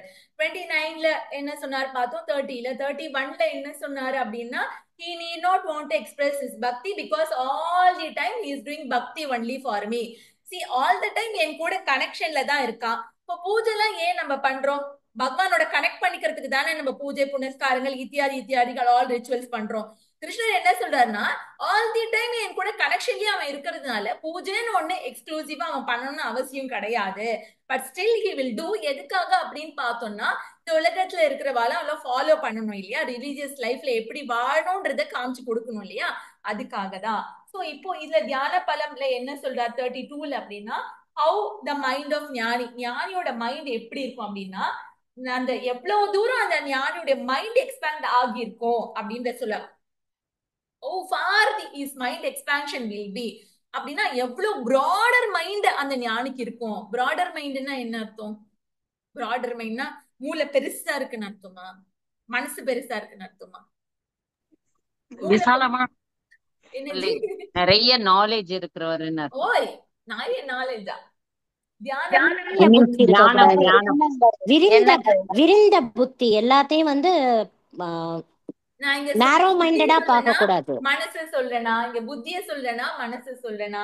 அந்த ஞானிக்கு புத்தி தான் வரும். சொல்றேன், புத்தியா சொல்றேன், ஞானம் தான் வரும். பரி விது மைண்ட் என்ன விது? ஃபர்ஸ்ட் மைண்ட்னா மனசு. அப்ப மனசுதான். புத்திய பத்தி ஏன் பேசுறீங்க? நான் இங்க என்ன சொல்றாரு, அந்த ஞானிக்கு எவ்வளவு பரந்த விரிந்த மைண்ட் இருக்கு, மைண்ட் எக்ஸ்பான்ஷன் எந்த அளவுக்கு இருக்கு அப்படின்னு சொல்ல போறார். how is mind, அவருடைய மனசை பத்தி பேச போறார். ஞானி என்ன பண்ணுவாருன்னா, தன்னை சுற்றி உள்ளவர்களின், அதாவது சுற்றி இருக்கிற என்ன வேணா இருக்கலாம், மனுஷாலா இருக்கலாம், மிருகமா இருக்கலாம், பக்ஷியா இருக்கலாம், அது அச்சித்தா இருக்கலாம், உயிர் இல்லாத பொருள் என்ன வேணா இருக்கலாம். இப்படி தன்னை சுற்றி உள்ள எல்லா தேகங்கள், எல்லா சரீரங்கள், மற்ற சரீரங்கள்லாம் இருக்கு இல்லையா, அத வந்து எப்படி பாப்பார்னா தன்னுடைய சரீரமா பாப்பாராம், தன்னுடைய பாடியாவே பாப்பாராம். இதுதான் அத சொல்றார். அப்ப முன்னாடி என்ன பண்றாரு, he identify himself with the single body. என்ன பண்ணாரு, இந்த பாடியோட ஐடென்டிஃபை பண்ணிக்கிறாருன்னு அர்த்தம் கிடையாது. என்னன்னா, இந்த தேகம், இந்த தேகத்துக்குள்ள ஆத்மா இருக்கு, அதே மாதிரிதான் மற்ற தேகங்களுக்குள்ள அந்த ஆத்மா இருக்கு. அதுதானே 29ல பார்த்தோம். புரியுதா நான் என்ன சொல்ல வரேன்னுட்டு? முதல்ல என்ன பார்த்தோம், இந்த தேகம், இந்த தேகத்துக்குள்ள ஆத்மா சைத்தன்யம், ஆத்மா இருக்கிறது, அத மாதிரிதான் எல்லா தேகங்களுக்குள்ளும் ஆத்மா சைத்தன்யம் இருக்கு. ரெண்டாவது என்ன பார்த்தோம், எனக்குள்ள பகவான் இருக்காரு, அத மாதிரிதான் எல்லாருக்குள்ளயும் பகவான் இருக்காரு, பகவானுக்குள்ள எல்லாரும் இருக்கா பார்த்தோம். that is a duality இல்லையா? அங்க duality இருந்துதா இல்லையா? am I right or wrong? நான் மத்தவா, எனக்குள்ள இருக்கிற ஆத்மா மத்தவாக்குள்ள இருக்கு, எனக்குள்ள இருக்கிற பகவான் மத்தவாக்குள்ள இருக்கார். அப்படி டுவாலிட்டி இருந்ததா? That itself is a big knowledge. அதுவே பெரிய ஹையர் நாலேஜ் சொல்லிட்டாரு. ஆனா இங்க இன்னும் என்ன சொல்றாரு அப்படின்னா, தன்னை சுற்றி உள்ளவர்களின் உள்ள தேகங்கள் அத்தனையும் எல்லா சரீரங்களும் தன்னுடைய சரீரமாக பாப்பார் அப்படின்னு டப்புன்னு போட்டு உடைச்சிட்டாரு. அந்த அளவுக்கு ஒரு பறந்து விரிந்த மனதான். முன்னாடி என்ன defines himself with this single body, இதுக்குள்ள ஆத்மா இருக்கு, அதுதான் அண்டர்ஸ்டாண்டிங் இருந்தது. இந்த தேகத்துக்குள்ள இருக்கிற ஆத்மா தான் மற்ற எல்லா தேகத்துக்குள்ளயும் இருக்கு அப்படின்றது அண்டர்ஸ்டாண்டிங். நவ் ஆல், இப்ப நவ் எல்லா தேகங்களும் என்னுடைய தேகம் மாதிரி தான். யூனிவர்சலா கொஞ்சம் கொலோக்கியலா சொல்லணும்னா, என்ன அடிச்சா எனக்கு எப்படி ரத்தம் வருமோ அதே மாதிரிதான் மத்தவாள் அடிச்சாலும் மத்தவாளுக்கு ரத்தம் வரும். என் உடம்புல ஓடுறது அதே ரத்தம் தான் அவ உடம்புலயுமே ஓடுறது இல்லையா? இப்ப வேற வேற உடம்பா பார்த்தேன்னா அதுவும் என்னோட உடம்பு தான். யூனிவர்சல் ஐடென்டிபிகேஷன் ஞானிக்கு ஏற்படுறது. புரியுதா என்ன சொல்லுன்னு? புரியுதா? அந்த ஐடென்டிபிகேஷன் முதல்ல எப்படி இருந்தது? நான் இந்த உடம்பு இல்லதான், ஆனா இந்த உடம்புக்குள்ள, எனக்கு இருக்கிற உடம்புக்குள்ள அந்த ஆத்மா இருக்கு அப்படின்ற identification. That is the higher self identification பார்த்தோம் இல்லையா? Now here Krishna tells universal identification ஞானிக்கு ஏற்படுறது. ஒரு ஞானியால அப்படின்னா அப்படி ஏற்பட்டுருச்சுன்னா அந்த ஞானியால யாருமே ஹர்ட்டும் பண்ண முடியாது, ஹேட்டும் பண்ண முடியாது. அந்த மாதிரி ஒரு மனசா, இவ்வளவு அழகான ஒரு மனசு பாருங்க. பை யாரையும் ஹேட் பண்ண மாட்டாரு, யாரையும் ஹர்ட்டும் பண்ண மாட்டாரு. ஏன்பா சொல்லுங்க? யாருக்கு ஹர்ட் பண்ணாலும் அது இறமைகளை கடந்தவர் தானே, விருப்பு வெறுப்பு இல்லை எதுவுமே இல்லை இல்ல இல்ல மேம். ஆக்சுவலா யாருக்கு ஹர்ட் பண்ணாலும் அது அவருக்கே பண்ணிக்கிறது மாதிரி தானுங்க. Very good Rajashree ji, very good, super, very good. இப்பதானே சொன்னேன். என்ன சொன்னேன் கிருஷ்ணர்? என்ன சொன்னாரு? அந்த 1வது ஸ்டேஜ கடந்து 2வது ஸ்டேஜ கடந்து இப்ப 3வது ஸ்டேஜா என்ன பாக்குறாரு? எல்லா சரீரங்களையும் எல்லாரையுமே தானாகவே பார்க்கிறார். அப்படின்னு பார்த்தா யாரை ஹேட் பண்ணாலும் ஹர்ட் பண்ணாலும் என்ன அர்த்தம்? தன்னையே அவர் ஹர்ட் பண்ணிக்கிற மாதிரி, மத்தவாளை ஹேட் பண்ணா தன்னையே அவ ஹேட் பண்ணிக்கிற மாதிரி அர்த்தம். அப்போ ஞானி is an embodiment of dash அப்படின்னா என்ன வரும்? டேஷ்ல என்ன வரும்? ஞானி இஸ் an embodiment of, யாருமே ஹேட் பண்ண மாட்டாரு, ஹர்ட் பண்ண மாட்டாரு. அப்படின்னா ஞானி is an embodiment of dash. என்ன வேணா போடலாம், என்ன வேணா போடலாம். நிறைய வார்த்தைகள் இருக்கு இங்கிலீஷ்ல, என்ன வேணா போடலாம். போடுங்க, டக்குன்னு போடுங்க. யார் போடுறீங்க? ராஜஸ்ரீஜி நீங்க போடுங்க பாக்கலாம். ஞானி இஸ் an embodiment of, எனக்கு மீனிங் புரியல மேம், அதுக்காக மைண்டா மேடம்? என்னமா மைண்ட்? அது வராது. இல்ல, யாரையுமே அவர் ஹேட் பண்ண மாட்டார், ஹர்ட் பண்ண மாட்டார்னா என்ன அர்த்தம்? என்ன பண்ணுவார் அப்ப? எல்லாரையுமே லவ், எல்லாருமே அப்ப ஞானி இஸ் an சமமா embodiment பாப்பாரு, சமமா பாப்பாரு. லவ் தானே மேடம்? ஆமா, ஞானி is an embodiment of love. ஞானி is an embodiment of compassion. ஞானி is an embodiment of kindness. யாரையுமே எதையுமே அவரால் ஒரு எறும்பு ஓடுத்துனா கூட அந்த நாலேஜ் வந்ததுக்கு அப்புறம் ஐயோ பகவான், சாரி மேம், எம்பாடிமெண்ட்னா எனக்கு என்ன சரியான எம்பாடிமெண்ட்னா என்ன அர்த்தம்னா அதனுடைய உருவம் அப்படின்னு வச்சுக்கலாம். ஒரு எனக்கு புரியல, அதுக்காக அன்புக்கு உருவம் உண்டா? அன்புக்கு உருவம் உண்டா? கருணைக்கு உருவம் உண்டா? உருவம் உண்டுன்னா அது ஞானிதான். புரியுதா நான் என்ன சொல்றேன்னுட்டு? அன்பு கருணை இதெல்லாம் அப்டிராக்ட் இல்லையா, கண்ணால பார்க்க முடியாது, அதெல்லாம் ஒரு உணர்வுகள். பட் அந்த உருவத்துக்குன்னு ஒரு உருவம் இருந்தா அந்த உருவம் தான் ஞானி அப்படின்னு சொல்றாரு கிருஷ்ணர். தட் ஞானி is an embodiment of compassion, embodiment of kindness, embodiment of care, love, என்ன வேணா நம்ம போட்டுக்கலாம். அன்பின் உருவம், அன்பே உருவானவர் கடவுள் அப்படின்னு சொல்றோம் இல்லையா? அப்பன்னா என்னது? பகவான் இஸ் an embodiment. அன்பே சிவமா? அதேதான், அன்பே சிவம். சிவம் இஸ் நத்திங் பட் ஈஸ்வரா, பகவான் இல்லையா? அதுதான். இப்போ ஞானி அப்படின்னா ஒரு மனித சரீரங்கள் அவருக்கு இருந்தாலுமே இந்த மனித இந்த வேர்ல்டோட டிரான்சாக்ஷன்ல இருக்காரு. பகவான்னா என்ன, எல்லா இடத்துலயும் தான் இருக்காரு. பட் பகவான் என்ன சொல்றது, பகவான் நம்ம கண்ணுக்கு தெரியறது இல்ல. ஞானி கண்ணுக்கு தெரியறாரோ இல்லையோ? தெரியறாரு இல்லையா? ஆனா எப்படி இருப்பாருன்னா எல்லா சரீரங்களையும் தன்னுடைய சரீரம் மாதிரியே பாக்குறதுனால யாரையும் ஹேட் பண்ண மாட்டாரு, ஹர்ட்டும் பண்ண மாட்டாரு. பண்ணா என்ன அர்த்தம்? தன்னையே ஹேட் பண்ணிக்கிறா, ஹர்ட் பண்ணிக்கிற மாதிரிதான். அப்ப ஞானி is an embodiment of compassion, is an embodiment of ahimsa, அது கூட சொல்லலாம். ஞானி gets that capacity. இந்த கெப்பாசிட்டி கிடைக்கிறது அடுத்தவர்களுடைய பெயினை ஞானியால உணர முடியும். யாராவது கஷ்டப்பட்டா ஞானி என்ன பண்ணுவாரா, அதை பார்த்துட்டு சும்மா இருக்க மாட்டாரா, அப்படியே கடந்து போக மாட்டாரா. அது வந்து அவர் துக்கப்படுவார், ஆனா துக்கப்படுறது மட்டும் ஒரு வேலை இல்ல, சும்மா இருக்க மாட்டாரா. அந்த கஷ்டப்படுறவாள அந்த கஷ்டத்துல இருந்து அந்த துக்கத்துல இருந்து எப்படி வெளியே கொண்டு வர முடியும், அவளுக்கு என்ன ஹெல்ப் பண்ணி அவளுடைய துக்கத்தை கஷ்டத்தை போக்கலான்னுட்டு ரொம்ப வந்து என்ன பண்ணுவாரா, அந்த விஷயத்துல தன்னை ஈடுபடுத்திப்பாராம். இப்ப அந்த மாதிரிதான் சன்னியாசிகள்லாம். ஐயோ பாவம், இந்த உலகத்துல இருக்கிற மக்கள் எல்லாம் எவ்வளவு கஷ்டப்படுறா, ஒருத்தருக்கு ஒருத்தர் அடிச்சுன்னு சாவுறா, இந்த உலகத்துல எவ்வளவு அநியாயங்கள் அக்கிரமங்கள் நடக்கிறது, கொலை நடக்கிறது, குத்தம் நடக்கிறது, குற்றம், யாருமே குடும்பத்திலேயே நிம்மதியா இருக்க முடியலையே, ஒருத்தருக்கு ஒருத்தர் மேலேயே அவ்வளவு துவேஷம் இருக்கிறது.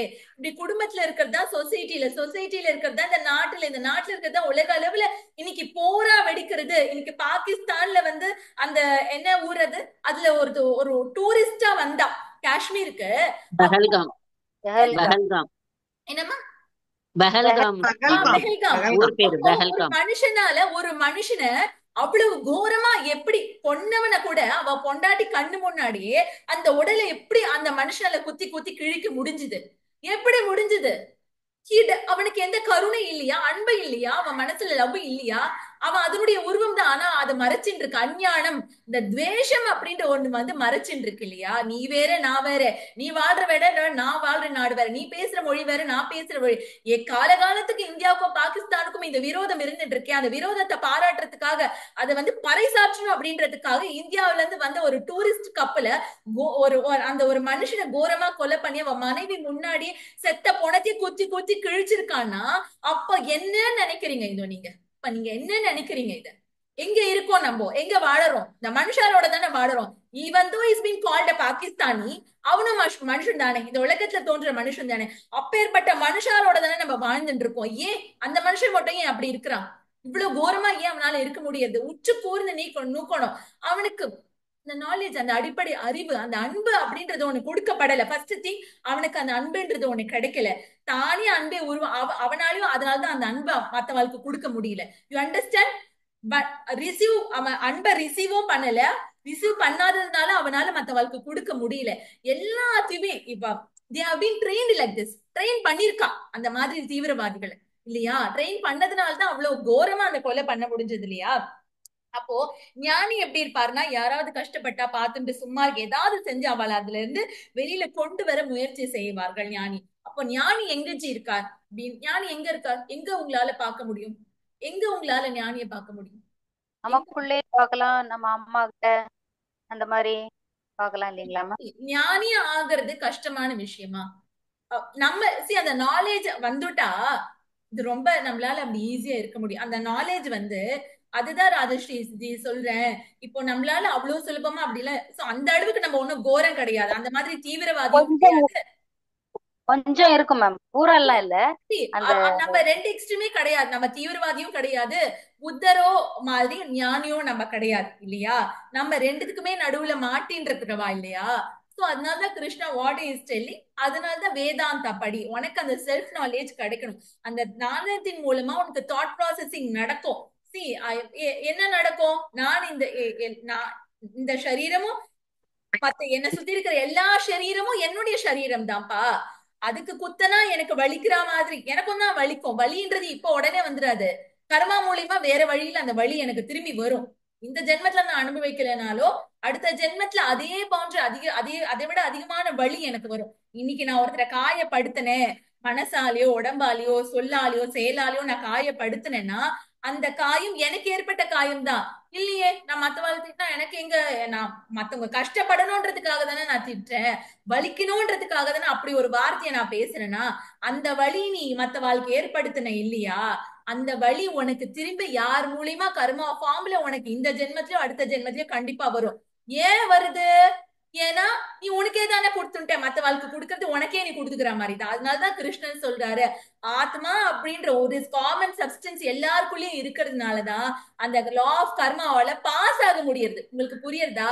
How it is been passing through one another அப்படின்னு பார்க்கும்போது it is passing through that law of karma. ஏன்னா ஆத்மா ஒரே கயிறு தானே, ஒரே சப்ஸ்டன்ஸ் தானே. இங்க உனக்கு உங்க அடிச்சா அங்க வலிக்கிறது அப்படின்னா பிகாஸ் ஆஃப் ஆத்மா. அந்த எல்லா சரீரத்தையும் ஒரே மாதிரி. அப்ப ஆத்மா ஔபம் ஏன் அப்படின்னா சிமிலர் டு ஒன் செல்ஃப் அப்படின்னா எல்லா ஜீவராசிகளையும் தன்னை போலவே பார்ப்பார்.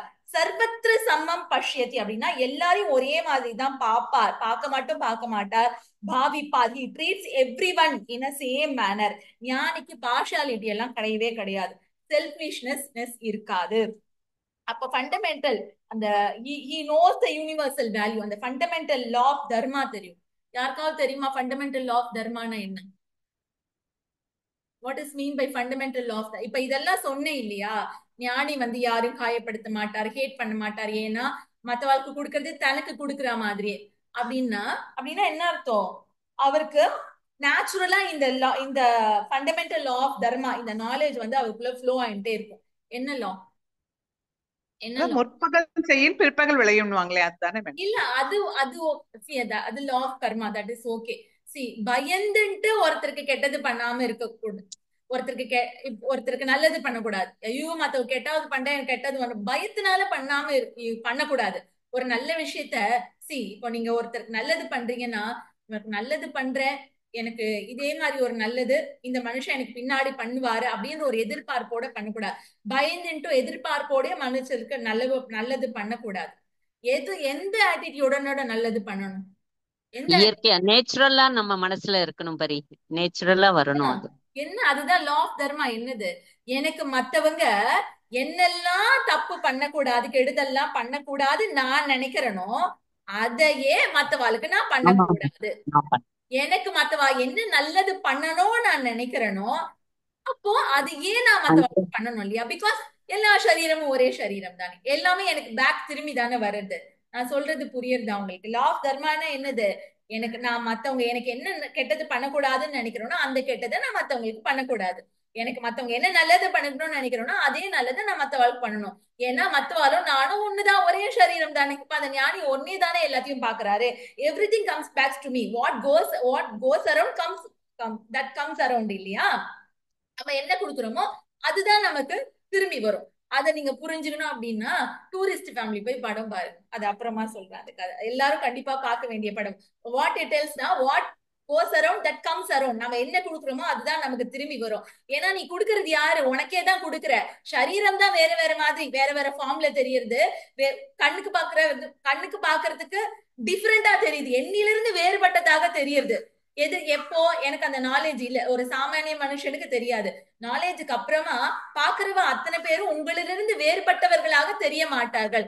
உங்களிலிருந்து வேறுபட்டவர்களாக இல்லாத நிலையில நானே தான் அவரே தான் நான் பார்க்கும்போது உங்களுக்கே நீங்க எப்படி கெட்டதோ துரோகமோ ஏதோ செஞ்சுப்பீங்க, நல்லது தானே செய்வீங்க. அதேதான் கிருஷ்ணர் இங்க சொல்றாரு. அப்போ என்ன ஒருத்தர் ஹர்ட் பண்ணா எனக்கு பிடிக்காது, என்கிட்ட எனக்கு பொய் சொன்னா பிடிக்காது. எனக்கு என்ன பண்ணக்கூடாதுன்னா நானும் ஒருத்தர்கிட்ட பொய் சொல்லக்கூடாது, ஹர்ட் பண்ணக்கூடாது. எனக்கு என்ன பண்ணா பிடிக்கும்? என்னை ரெகக்னைஸ் பண்ணா பிடிக்கும், எனக்கு அப்ரிஷியேட் பண்ணா பிடிக்கும். அப்படின்னா மத்தவா நம்மள அப்ரிஷியேட் பண்ணல, ரெகக்னைஸ் பண்ணலன்னா கூட we need to appreciate and recognize others action. சுக்கம் வியா எதிவா தூ சுக்கம் அப்படின்னா யாராவது, இது ரொம்ப அழகான வார்த்தை, இதை அண்டர்லைன் பண்ணிக்கோங்களேன், வெரி வெரி இம்பார்ட்டன்ட். ரொம்ப அழகா கிருஷ்ணன் சொல்றார், சுக்கம் வா எதிவா துக்கம் ச யோகி பரமோ மதக. அப்படின்னா யாராவது சந்தோஷமா இருந்தா ஞானி அதை தன்னுடைய சந்தோஷமா பார்த்து அவரும் ரொம்ப சந்தோஷமா இருப்பாராம். யாராவது ஒருத்தர் சக்சஸ் அட்டைன் பண்ணிட்டா, அக்கம்ப்ளிஷ் பண்ணிட்டா, எஸ்டாப்ளிஷ் பண்ணிட்டா, வின் பண்ணிட்டா அப்படின்னா அவரே வின் பண்ணிட்ட மாதிரி அவ்வளவு சந்தோஷப்படுவார். நான் வின் பண்ணிட்டேன், நான் ஜெயிச்சிட்டேன். மத்தவாளுடைய சந்தோஷத்தை பார்த்து சந்தோஷப்படுறவர் தான் ஞானி. அதுல குதூகலத்தை காண்பார். அதுதான் சொல்றார் சுக்கம்பா எதிவா அப்படின்றாரு. அதே மாதிரி துக்கம்னு ஒண்ணு நடந்துட்டு அதனுடைய தன்னுடைய துக்கமா பாப்பாரு. அப்படின்னா அந்த துக்கத்துல சேர்ந்து அவளோடய சேர்ந்து அச்சோ இப்படி ஆயிடுச்சு, இப்படி யாருக்கு கூட அப்படின்ட்டு துக்கத்தை மல்டிப்ளை பண்ண மாட்டாராம், துக்கத்தை டிவைட் பண்ணிப்பாராம், பகிர்ந்து பாராம். அப்படின்னா என்ன அர்த்தம்? எப்படி இவாளை ஹெல்ப் பண்ணி என்ன பண்ணி இந்த துக்கத்துல இருந்து இவாளை வெளியே கொண்டு வரலாம், நம்மளால என்ன செய்ய முடியும் அப்படின்ட்டு அந்த யூனிவர்சல் லவ், அந்த கம்பேஷன் இருக்கும் அந்த ஞானி கிட்ட. அதனாலதான் ஞானி இஸ் பரமக அப்படின்னு சொல்றாரு கிருஷ்ணர். பரமோ மத்தக அப்படின்னா பரமக, that person is the greatest person in the world. கிருஷ்ணர் சொல்றாரு அவர் வந்து he is the most accomplished person, he is the selfless person, he is the successful person, he is the happiest person, he is the joyful person. இந்த பரமகன்றதுக்கு இவ்வளவு அர்த்தம் இருக்கு.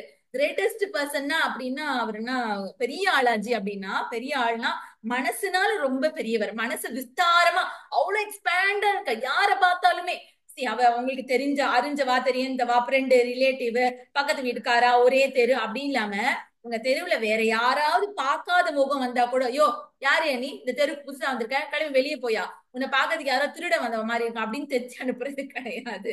யார பார்த்தாலுமே அந்த அன்புன்றது புரிக்கணும், அந்த கருணைன்றது.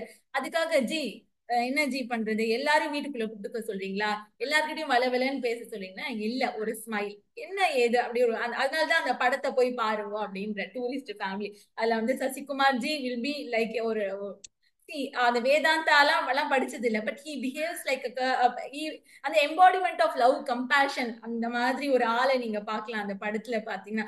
அந்த மாதிரி ஒரு ஆள் நமக்கு வந்து நண்பனா இல்லாம போயிட்டாலோ, நான் அண்ணனா நெய்பரா இல்லையே, நமக்கு நெய்பரா இருந்தா இவ்வளவு நல்லா இருக்கும், we will be very happy. அந்த மாதிரி ஒரு பர்சனா அவரை காமிச்சிருக்கா. எல்லாருக்கும் அன்பு கொடுக்குற ஒரு person. So benefit of knowledge இதுல கிருஷ்ணர் என்ன சொல்றாருன்னா, அந்த யூனிவர்சல் லவ், யூனிவர்சல் கம்பேஷன்.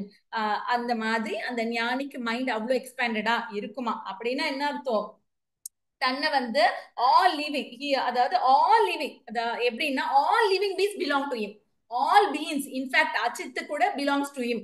ஏதாவது ஒரு நதியோ, ஒரு ஆடோ, ஒரு காடோ, ஒரு மரமோ, நாட் ஒன்லி லிவிங் பீயிங்ஸ், எல்லாமே ஒரு அந்த மரமோ தட் பிலாங்ஸ் டு மீனா, அந்த மரத்தை நான் எப்படி வெட்டுவேன், இந்த நதியும் என்னை சேர்ந்தது அப்படின்னா அந்த நதியை நான் எப்படி அசுத்த பண்ணுவேன், இந்த தெருவுல தான் நான் இருக்கேன்னா இந்த தெருவும் என்னை சேர்ந்தது, அந்த தெருவுல நான் எப்படி கண்டமேனிக்கு போய் குப்பை கொட்டுவேன், குப்பை கொட்டுனா கொசு மிச்சம், அந்த கொசு என் வீட்டுக்குள்ளேயே தானே வரும். நான் நினைச்சிட்டு இருக்கேன், நான் என் வீட்டுல இருக்கிற குப்பையை தானே ரோட்ல கண்டமேனிக்கு கொட்டுறேன், என் வீடு சுத்தமா இருக்குன்னு நினைக்கிறோம். ஆனா ரோட்ல போட்டுன குப்பை என்னவாகும், அசுத்தமாகி அந்த இடத்துல வந்து கொசுமிக்க ஆரம்பிச்சு, அந்த கொசுனால அந்த கொசு திரும்பி ஒன்னையே வந்து கொத்துறது பாருங்க, கர்மா மூலமா. நீ உன் குப்பை உன் வீடு சுத்தமா இருக்கணும்னு வெளியே எதுவுமே கொட்டன, ஆனா கொட்டின குப்பையில இருந்து வளர்ந்த அந்த கொசு கர்மா மூலமா உனக்கே வந்து டெங்கு ஃபீவர் கொடுத்துட்டு பாத்தியா. இதுதான் கர்மம். இதுதான் கிருஷ்ணர் சொல்றாரு, நீ வந்து இந்த உலகத்தை உன்னுடையதா பாரு, பாத்தீங்கன்னா நீ எங்குமே எதுக்குமே ஹானி விளைவிக்க மாட்ட, உனக்குள்ள ஒரு பொறுப்பு வரும், மைண்ட் டிசிப்ளின் ஆகும், எல்லாருக்கிட்டுமே அந்த அன்பு அந்த ஒரு விஷயம் வந்து ஸ்பூரிக்கும். All living beings belong to him. அந்த மைண்ட் எக்ஸ்பான்ஷன், அந்த யூனிவர்சல் லவ், இது வந்து நிதித்தியாசனத்தினுடைய பலனா கிடைக்கிறது. அப்படின்னா என்னது, ஹெல்த்தி ஆட்டிடியூடுன்னு சேஞ்ச் வந்து கிடைக்கிறது. இதுதான் அந்த மெடிடேஷனுடைய ரிசல்ட். அப்படின்னா என்ன சொல்ல வர்றாருன்னா, ஆஃப்டர் நிதித்தியாசன தியானா world loses its capacity to disturb him. World இழந்துருதான். இத்தனை நாள் நினைச்சுட்டு இருந்தோம், என்ன நினைச்சுட்டு இருந்தோம், இந்த உலகம் தான் எனக்கு அப்பப்ப சுகத்தை கொடுக்கறது, ரொம்ப நேரம் துக்கத்தை கொடுக்கறது நினைச்சுட்டு இருக்கோம். ஆனா நிதித்தியாசன தியானத்துக்கு அப்புறமா என்ன நினைக்கிறோம், சி இந்த வேர்ல்டுக்கு என்ன சுகப்படுத்துறதுக்கோ துக்கப்படுத்துறதுக்கோ கெப்பாசிட்டியே இல்லப்பா, உலகத்தோட பிரியிலேயே நான் இல்ல. அப்பனா என்னது அப்படின்னா என்ன அர்த்தம், என்ன ஸ்டேஜ், ஜீவன் முக்தி ஸ்டேஜ் அவர் என்ஜாய் பண்றாரு. அந்த அதுதானே வந்து the benefit of the நிதித்தியாசன தியானா என்னது, இந்த சைக்கலாஜிக்கல் ஃப்ரீடம், அந்த ஜீவன் முக்தி, அந்த பீஸ் ஆஃப் மைண்ட அவர் என்ஜாய் பண்ணுவார் டிரான்சாக்ஷன்ல இருக்கும் போதும். அந்த ஞானி எல்லார்கிட்டயும் அன்பு அப்படின்னு ஒண்ணு காமிச்சுட்டா அங்க வந்து என்ன மத்த விஷயத்துக்கு இடமே இல்லையே, மத்த அனாத்மா விஷயங்கள் சொல்லுவோம் இல்லையா, அந்த விபரீத பாவனாவுக்கு நம்ம இடமே கொடுக்கல அப்படின்னா ever joyful, ever peaceful, no stress, no tension, no depression யாருக்குமே நம்மளால கொடுக்க முடியாது இல்லையா. கிளாஸ்க்கு முன்னாடி ஹஸ்பண்ட் கிட்ட சொன்னேன், நெத்தியில விபூதி இட்டுட்டு போங்க, அன்பாதான் சொன்னேன், but he shouted at me very badly. அப்போ எனக்கு ரொம்ப டென்ஷன் ஆயிட்ட, கிளாஸ் எடுக்கிறதுக்கு முன்னாடி இப்படி கத்திட்டு போயிட்டாரே, நம்ம நல்லது தானே அவருக்கு சொன்னோம், நெத்திக்கு விபூதி இட்டுன்னு போங்கன்ட்டு. அப்போ நான் என்ன முடிவு எடுத்தேன், இனிமேல் சொல்லவே கூடாது, யார் எப்படி போனா என்ன ஐ வாண்ட் டெல் யூ, நம்ம அன்பு அக்கறை எடுத்துக்கிறதுனால அவளுக்கு வந்து அதை வேல்யூ பண்ணல அப்படின்னுட்டு I thought no, year and after I should not ask all this thing. நீ இட்டுன்ட்டா என்ன, இட்டு காட்டி போட்டா எனக்கு என்ன, இப்படி கத்திரவாக்கிட்ட நம்ம ஏன் பேசணும்னா, but after taking Bhagavad Gita class no, நம்ம மத்த வாழ்க்கை என்ன கொடுக்கணுமோ அதை கொடுத்துட்டே தான் இருக்கணும். மத்த வாழ்க்கை பத்தி that is not my problem. Shouting at me doesn't என்ன அது பாதிக்கல. அப்போ பாதிச்சுது ஒரு 2 மினிட்ஸ்க்கு, அதனால கொஞ்சம் குளறுபடி ஆயிடுத்து கிளாஸ் ஸ்டார்ட் பண்றதுக்கு. அதுலயே இருந்து ரொம்ப கொஞ்சம் வந்து அடர ஸ்டேஜுக்கு போயிட்டேன், அது மாதிரி கத்துனோன்னு. Now I felt very happy. எல்லாம் ஆமா இல்ல, this world can not disturb me, நான் கொடுக்கறத கொடுத்துட்டே இருக்கேன் அன்பு, வெதர் தே ஆர் வேல்யூ பண்றாலோ இல்லையோ, அக்னாலேஜ் பண்றாலோ இல்லையோ, நோ தட் டசன்ட், அது என்னோட ப்ராப்ளம் இல்ல, அது அவருடைய ப்ராப்ளம். கொடுக்க வேண்டியதுதான் என்னுடைய விஷயம். அதுதான் சுவாமி சொல்றாரு, கொடுக்க வேண்டியது நீ கொடுத்துட்டே இரு, உனக்கு நீ நல்லது கொடுத்தீங்கன்னா நல்லதே உனக்கு திரும்பி வரணும்னு மட்டும் எதிர்பார்க்காத. What Bhagwan is telling, do good to everyone, but don't expect that good to happen to you. அது மட்டும் எக்ஸ்பெக்டேஷன்ல வைக்காத. உனக்கு குட், நீ நான் மத்தவங்களுக்கு நல்லது தானே பண்ற, எனக்கு மட்டும் ஏன் எல்லாரும் கெடுதல் பண்ற, எம்எல்ஏ ஏன் சத்தம் போட்டார் ஹஸ்பண்ட் நல்லது தானே சொன்னேன்னா, that is his problem. Shouting is his problem, not your problem. Ma'am அதுக்கெல்லாம் ரொம்ப டைம் எடுக்கல மேடம். ஆமா கண்டிப்பா கண்டிப்பா. சி அந்த டைமுக்கு அந்த டைம்ல நம்ம என்ன பண்ணணும், டைம் எடுக்கணும்னா அந்த டைம்ல நம்ம என்ன பண்ணணும், கிளாஸ் அட்டெண்ட் பண்ணணும், நிறைய கேட்கணும், இந்த நாலேஜ்ல டெவலப் பண்ணணும். Nobody could disturb me. எந்த விதத்திலயும் நான் டிஸ்டர்ப் பண்ணவே முடியாது. they don't have that capacity at all. அந்த நாலேஜ் நமக்கு வந்துரும். இந்த உலகத்துக்கு எனக்கு சுகம் கொடுக்கிற கெப்பாசிட்டியோ துக்கம் கொடுக்கிற கெப்பாசிட்டியோ கிடையவே கிடையாது. அலோ பண்ண மாட்டான்னு இல்ல, கிடையவே கிடையாதுன்ற பட்சத்துல நான் ஏன் அதை நினைச்சு வருத்தப்படணும்? வருத்தப்பட்டேன் ஒரு 2 minutes ஆஃப்டர் இந்த நாலேஜ் இப்ப நான் உங்களுக்கு சொல்லி கொடுத்தேன், நானும் பேசினேன், கேட்டேன், காதால கேட்டேன். நவ் என் மனசு இப்போ ரொம்ப சந்தோஷமா ஜாயா இருக்கு. எஸ் இல்ல, ஆமா இல்ல, நானே சொல்லி கொடுக்குறேன், நானே கத்துக்கிறேன். Then why I need to worry about is shouting. Go ahead, என்ன நான் எப்படி வேணா இருந்துக்கோ, தட் நான் கொடுக்கறத கொடுத்துட்டே இருக்கிறேன். பிகாஸ் தட் நான் ஞானி கிடையாதுதான், பட் ஐ எம் குரு. ஒரு பகவத்கீதா சொல்லி தரேன்னா நான் டிரான்சாக்ஷன்ல எப்படி இருக்கணும், எனக்கு நான் உடனே ரியாக்ட் பண்ணக்கூடாது இல்லையா? So I kept quiet, that's it, அவ்வளவுதான். see கிருஷ்ணா ரொம்ப அழகா ஒரு இது படிச்ச இன்ஸ்டால, ஃப்ரீ வில்னா என்ன அப்படின்னு ஒருத்தர் கேக்குறாரு. Free will it's a capacity to choose how you react to the given situation. You understand what I'm telling? see கர்மா படி தான் எல்லாமே வாழ்க்கையில நடக்கிறது, சரியா? நம்மளுக்கு ஏற்படுற லாஸ், நம்ம துக்கங்கள், நம்ம விட்டு போனவா, நம்ம விட்டு போனது, நமக்கு இன்னைக்கு வரைக்குமே நான் இன்னைக்கு என்ன சாப்பிடணும், எனக்கு டே எப்படி இருக்கும், அப்படி எல்லாமே கர்மா பிரகாரம் தான் நடக்கிறது. பட் ஃப்ரீவில்லோட வேலை என்ன அங்க அப்படின்னு பார்த்தோம்னா, கர்மாப்படி உனக்கு நடக்கிறது இல்லையா சில விஷயங்கள், அந்த விஷயங்களுக்கு நீ எப்படி ரியாக்ட் பண்ண போறேன்றது உன் கையில இருக்கு, உன்னுடைய ஃப்ரீவில் கொண்டு.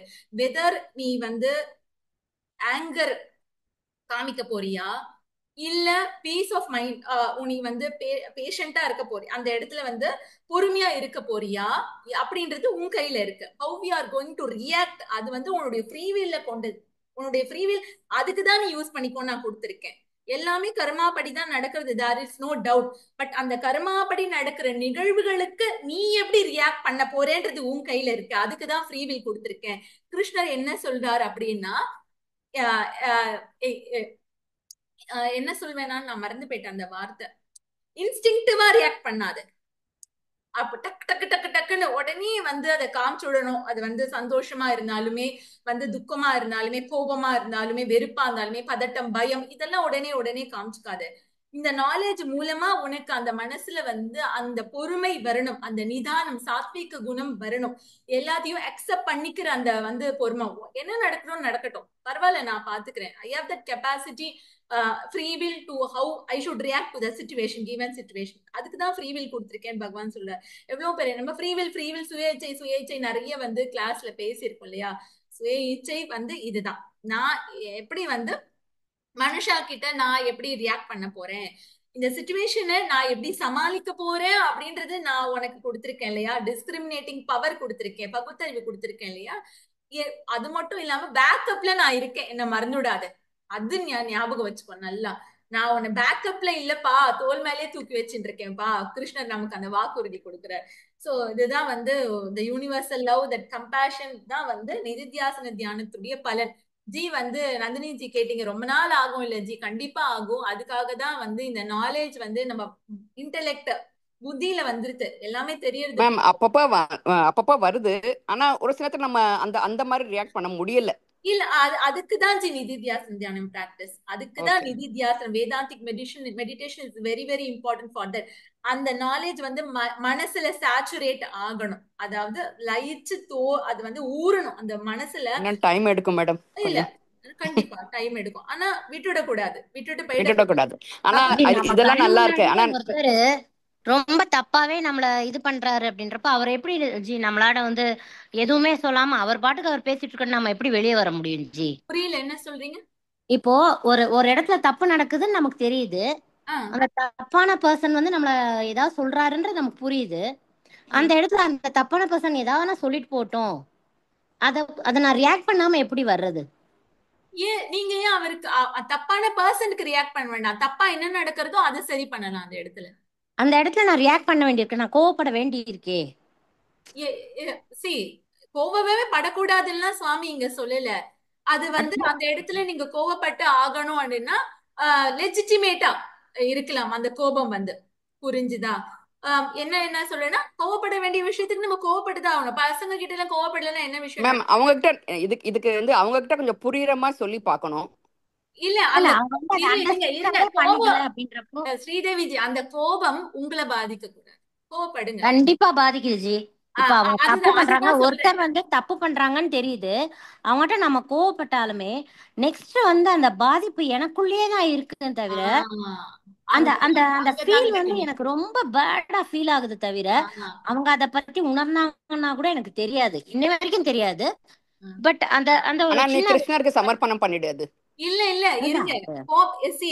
நம்ம வந்து கோவப்பட வேண்டிய இடத்துல கண்டிப்பா கோவப்படணும். அந்த கோபம் உங்களை அந்த கோபம் உங்களை பாதிக்க கூடாது. You should just only be an observer of your emotions and thoughts. அப்ப நான் எனக்கும் அந்த கோபத்துக்கும் எந்த சம்பந்தமும் இல்லையே. நான் தாட் கிடையாது, நான் மைண்டே இல்லாத போது நான் எப்படி அந்த தாட் ஆவேன்? அதுக்காக தான் இந்த நாலேஜ் வந்து நிதித்தியாசனம் தியானம் மூலமா நம்ம மனசுக்குள்ள சேச்சுரேட் ஆகணும். அது வந்து கோவப்பட்டுட்டு எனக்கே தெரியாம நான் ஏன் அவர்கிட்ட கோவப்பட்டேன், எனக்கு தேவையில்லை அந்த பர்சன் அப்படின்னு நினைக்கிறப்போ நெக்ஸ்ட் நமக்கு வந்து ஆற்றாமையில அழுகதான் வருது. சோ அதுல இருந்து கோபம் உங்களை பாதிச்சிருக்கு. ஏன்னா அந்த கோவமே நான் தான் நீங்க நினைக்கிறீங்க. கோவப்பட்ட ஆள் நான் தான் நினைக்கிறீங்க. அந்த கோவமே அந்த கோவத்தை வந்து நீங்களா உங்களை உருவாக்க. நான் கோவக்காரி, நான் இப்ப என்ன சொன்னீங்க, நான் கோவப்பட்டுட்டேன். நீங்க கோவத்தை ஒரு தாட்டா பாருங்க, ஒரு அப்சர்வரா பாருங்க. அந்த இடத்துல நீங்க கோவப்படணும், அந்த ஆளுக்கு ஒரு பாடம் கத்து கொடுக்கணும், தப்புன்னு புரிய வைக்கணும்னா கோவப்படலாம், தப்பு இல்ல. பாரதியார் ரௌத்ரம் பழகு, அதுதான் சொல்றேன். அவர் பாரதியார் சொன்னது மாதிரி ரௌத்ரம் கண்டிப்பா காமிக்கணும்ன்ற இடத்துல காமிச்சிட்டேன். ஆனா அது என்னையும் அறியாம எனக்கு ஏன் அந்த இடத்துல வந்து ஆற்றாம ஏன் என்னன்ற இன்னும் இருக்கு. கோவப்பட்டுதான் பட்டுட்டேன். பட் ஆனா அந்த ஆற்றாம ஏன் என்னோட வெளிப்பாடா இருக்குன்றது எனக்கு இன்னும் புரியல. கேட்கணும். அது என்னன்னா ஜி, நமக்கு எல்லாம் இப்ப இன்டெலெக்ட்ல தான் நாலேஜ் இருக்கு. இப்ப எல்லாம் தூக்கத்துல நான் யாரை தட்டி எப்படி கேட்டாலுமே பகவத்கீதா சொல்லிடுங்க, அதுல ஒன்னும் பிரச்சனை இல்ல. பட் இங்க அர்ஜுனனும் அதுதான் சொல்ல போறான். அடுத்த கேள்வி அதுதான் கேட்க போறான் அடுத்து கிருஷ்ணரை. இந்த மாதிரி நீ வந்து அந்த வேதாந்தா வந்து படிப்பு வந்து உனக்கு இந்த பெனிஃபிட் கொடுக்கும், அந்த நாலேஜ் கொடுக்குறியும் சொல்லிய கிருஷ்ணா, அந்த பெனிஃபிட் என்ன வந்து அடைஞ்சா மாதிரியே எனக்கு தெரியலையே. அந்த ரஜோகுணம் வந்து ப்ராமினென்ட்டா நமக்கு இருக்கும் பொழுது அந்த நாலேஜோட பெனிஃபிட்டை நம்மளால வந்து என்ஜாய் பண்ண முடியாது. அந்த கோபம் உங்களை பாதிக்க தான் செய்யும். யூ ஃபீல் வெரி பேடா. நீங்க ஏன் ஃபீல் பண்றீங்கன்னா ரஜோகுணம் நமக்கெல்லாம் ப்ராமினென்ட்டா இருக்கு. அந்த ரஜோகுணத்தை வந்து நம்ம என்ன பண்ணணும் அப்படின்னா கொஞ்சம் வந்து அதை தட்டி சாத்விக குணமா மாத்திக்கணுமா? அப்கோர்ஸ் நமக்கெல்லாம் இருக்கணும், இருந்தாதான் வந்து இவ்வளவு ஆக்டிவ் எல்லாம் கிளாஸ்க்கு வர முடியும். கிளாஸ்க்கு வரணும்னாலும் ரஜோகுணம் தேவைப்படுறது ஜி. அது இல்லைன்னா அது வந்து சாத்விக குணம் இஸ் குட் ஒன்லி. அதையும் அந்த வெறித்தனம் இருக்கணும் மேடம், கிளாஸ்க்கு வரணும்ங்கிற வெறித்தனம் இருக்கணும், அப்சஷன் இருக்கணும். பட் ஸ்ரீதேவி ஜி கேட்ட கேள்விக்கு என்னன்னா, இப்போ அந்த ஞானம் வந்து நமக்கு மனசுல வந்து சேச்சுரேட் ஆகாததுனாலதான் நம்ம வெளிப்படுத்துற எல்லா எமோஷன்ஸ்க்குமே அந்த எமோஷன்ஸ் நான் தான் அப்படின்னு நம்ம நினைச்சுக்கிறதுனால அந்த எமோஷன்ஸ்னால நம்ம பாதிக்கப்படுறோம். ஒன்ஸ் வி ஸ்டார்ட் டூயிங் நிதித்தியாசன தியானம், இந்த அகம் பிரம்மாஸ்மி அதெல்லாம் நான் வந்து ப்ரிப்பேர் பண்ணணும், அந்த செஷன் இருக்கு. பட் ஆஃப்டர் இத ஃபுல்லா எடுத்து முடிச்சதுக்கு அப்புறமா கண்டிப்பா we will மேம் அந்த கட்டாயம் வைங்க மேடம். அது வந்து நிறைய நாங்க இது பண்ணணும் அதுல. because we will come out of all these things. இப்போ இந்த மாதிரி அந்த கோவத்தினால நான் பாதிக்கப்பட, அதனால நீங்க பாதிக்கப்பட மாட்டீங்க. அதுதான் நான் ஒண்ணு சொல்லலாமா ஜி? சொல்லுங்க ஜி, கண்டிப்பா. அதாவது கோபம், அந்த சிச்சுவேஷன்ல கோபப்படுறோம், என்ன சொல்லணுமோ சொல்லிட்டு அந்த கோபத்தை வந்து அத்தோட நம்ம விடுறதுதான் அந்த சத்துவ குணத்துக்கோட இது அப்படின்னு நான் ஏற்கனவே ஒரு வாட்டி கேட்டிருக்கேன் மேம். அதாவது அந்த டயத்துல வந்து கோவப்படணும், கோவப்படாம இருக்க முடியாது. ஆனா வந்து அதோட விட்டுறணும். அதையே நம்ம மைண்ட்ல வச்சுட்டே இருக்க நமக்கு தான் அது பாதிப்பு கொடுக்கும்.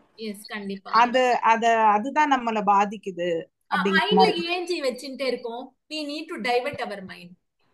ஆமா, அத மறந்துடணும். அந்த டயத்துக்கு கோவப்பட்டு விட்டுறணும். நீங்க சொல்றீங்க மறந்துடுன்ட்டு, பட் மனதினுடைய இயல்பு அது கிடையவே கிடையாது. மறக்க முடியாத ஒரு நடந்த சில விஷயங்களை விஷயங்கள் வந்து வரப்போ ஞாபகம் வச்சுக்க கூடியதுதான் மனசு இல்லையா? சோ அப்ப அந்த மனசை மேம் அது வந்து நம்மள தட்டின்டே இருக்கும் மேடம். அதை வந்து நம்ம இது பண்ணக்கூடாது. கிருஷ்ணர் அதுதான் சொல்றாரு, handle that mind very carefully.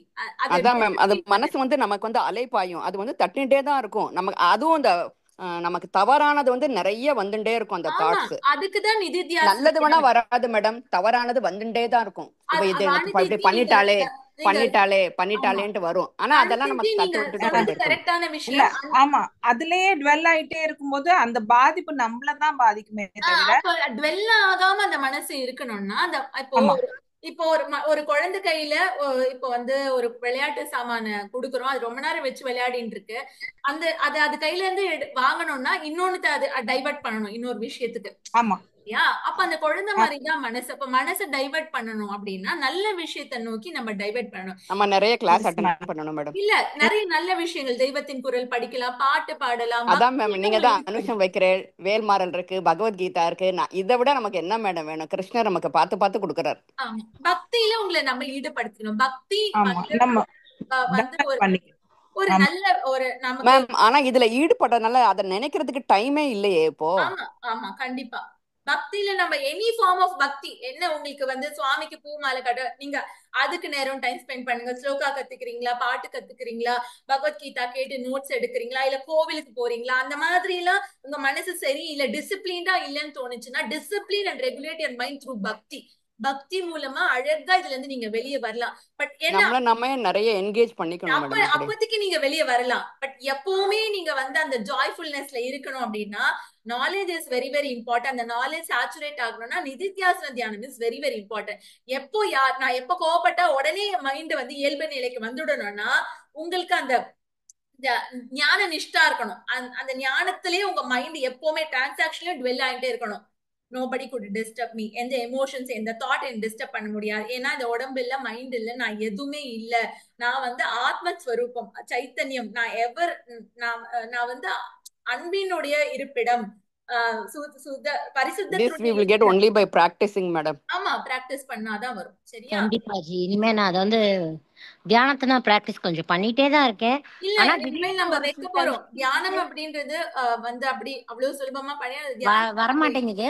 But என்ன சொல்றேன், உலக விஷயங்களுக்காக நம்ம கோவப்பட்டாலுமே அந்த கோவம் கூட நம்மளை ஏன் பாதிக்குது? குடும்பத்துல நடக்கிறதுல ஓகே, நம்ம வெளியே போய் ஏதாவது ஒரு விஷயத்துக்காக நம்ம கோவப்பட்டா அந்த கோவம் ஏன் என்ன பாதிக்குதுன்றது எனக்கு ஒரு அன்னைக்கு ரொம்ப கொஸ்டின், ரொம்ப ஒரு தாட்ல என்ற ஓடிட்டே இருந்தது. நான் நல்லதுக்கு தானே பண்ணேன், அந்த டயத்துல நான் கோவப்பட்டது என்னை ஏன் இவ்வளவு இன்னும் பாதிச்சுட்டு இருக்கு? அந்த பாதிப்பு வந்து இன்னும் நான் விலக முடியல. ஒரு சின்ன விஷயம், அந்த பாதிப்பை வந்து என்ன உலக விஷயத்துக்காக தான் நான் பாதிக்கப்பட்டேன்னு நினைச்சாலும் அதனால விலக முடியாத இன்னும் எனக்கு ஆற்றாம என்ன இருக்குன்னா அதோட சொல்யூஷன் எனக்கு கிடைக்க மாட்டேங்குதே அப்படின்னு எனக்கு ஒரு ஃபீல் இருந்துட்டு. இதெல்லாம் இன்னெவிட்டபிள், தவிர்க்க முடியாது. உலகம் உங்களை சுத்தி மனுஷால் இருப்பா, அவங்களை ட்ரிகர் பண்ணுவா, கோவம் வரும். கண்டிப்பா அந்த ட்ரிகர் பண்றப்ப நம்மளால அதை வந்து எவ்வளவுதான் நான் அதுல இருந்து வெளியே வந்தாலும் நெக்ஸ்ட் அந்த இதுல நம்ம போய் நுழையணுமே நினைச்சா ஒரு பயம் இருந்துட்டே இருக்கு. அது ஒண்ணுதான். இத மாத்த முடியாது. யாரையுமே மாத்த முற்படுறது முட்டாள்தனம். நமக்கு அதான் நினைச்சிட்டு வந்தேன் கடைசியில. நினைக்கிறோம் இல்லையா? அதனால இல்லாததுனால நமக்கு வந்து ஏமாற்றம் கோபங்கள்லாம் வருது. இந்த உண்மை நம்ம தெரிஞ்சுட்டோம் வச்சுக்கோங்களேன், யாரையுமே மாத்த முடியாது, எதையுமே மாத்த முடியாது அப்படின்னு நம்ம திஸ் இஸ் தி ட்ரூத். இந்த உண்மை தெரிஞ்சுட்டா why we are going to try? அதை நினைச்சு எக்ஸ்பெக்ட் பண்ண போறோம், கோவப்பட போறோம். அவ்வளவுதான் விட்டுடணும். அவங்களுடைய சுபாவத்துல இருக்கணும். உங்களால என்ன கொடுக்க முடியுமோ அதை கொடுங்க. அதுவும் உங்களுடைய கம்ஃபர்டபிள் ஜோன்குள்ள இருந்து கொடுங்க. உங்களை மீறி நீங்க எதையும் உங்களை வருத்தப்படுத்த மேம். ஆனா அளவுக்கு மீறியும் கொடுக்க கூடாது மேடம். நம்மள புரிஞ்சுக்காதவங்க கிட்ட போய் அளவுக்கு மீறியும் கொடுக்க கூடாது.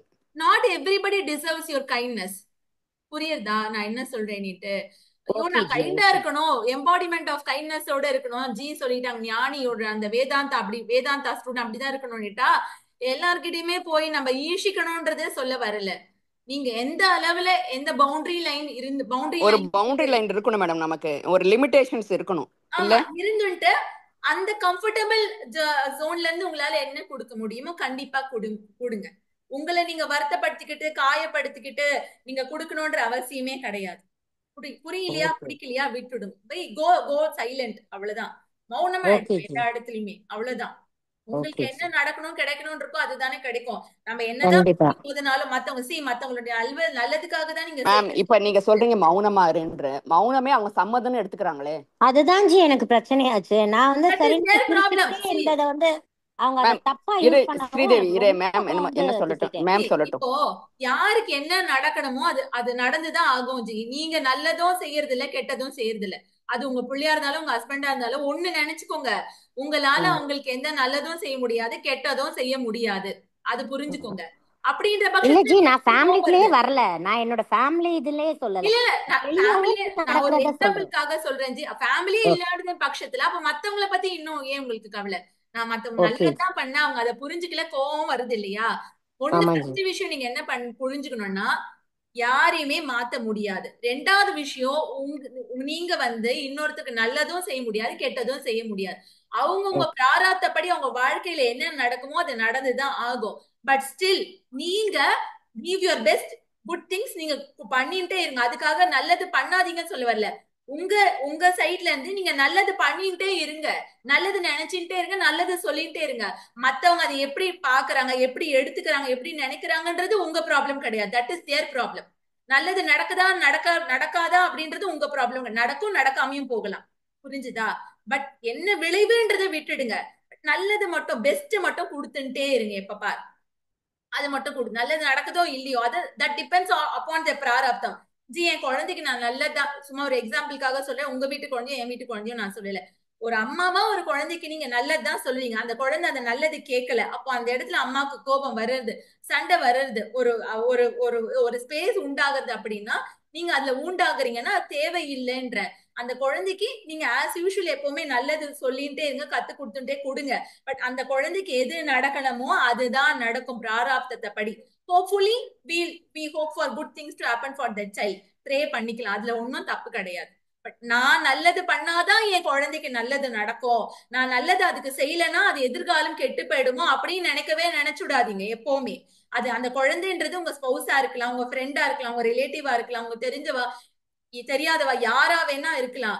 நீங்க அவங்களுக்கு நல்லது நீங்க என்னன்னா ஒரே எப்படி புரிஞ்சுக்கலாம்னா நீங்க அவங்களுக்கு நல்லது பண்ணுங்க. ஆனா அவங்களுக்கு நல்லதுதான் நடக்கணும் அப்படின்றத விட்டுடுங்க. என்ன வேணா நடக்கலாம். ஆனா ப்ரே பண்ணிக்கோங்க நல்லது நடக்கிறதுக்காக. அதுல ஒன்றும் தப்பு கிடையாது. அவங்க ஏத்துக்கணும் அப்படின்னு நம்ம கர்மா தானே மேம் எல்லாமே பண்றது. we don't know about the karma. என்ன பிராரப்தம் தெரியாதே.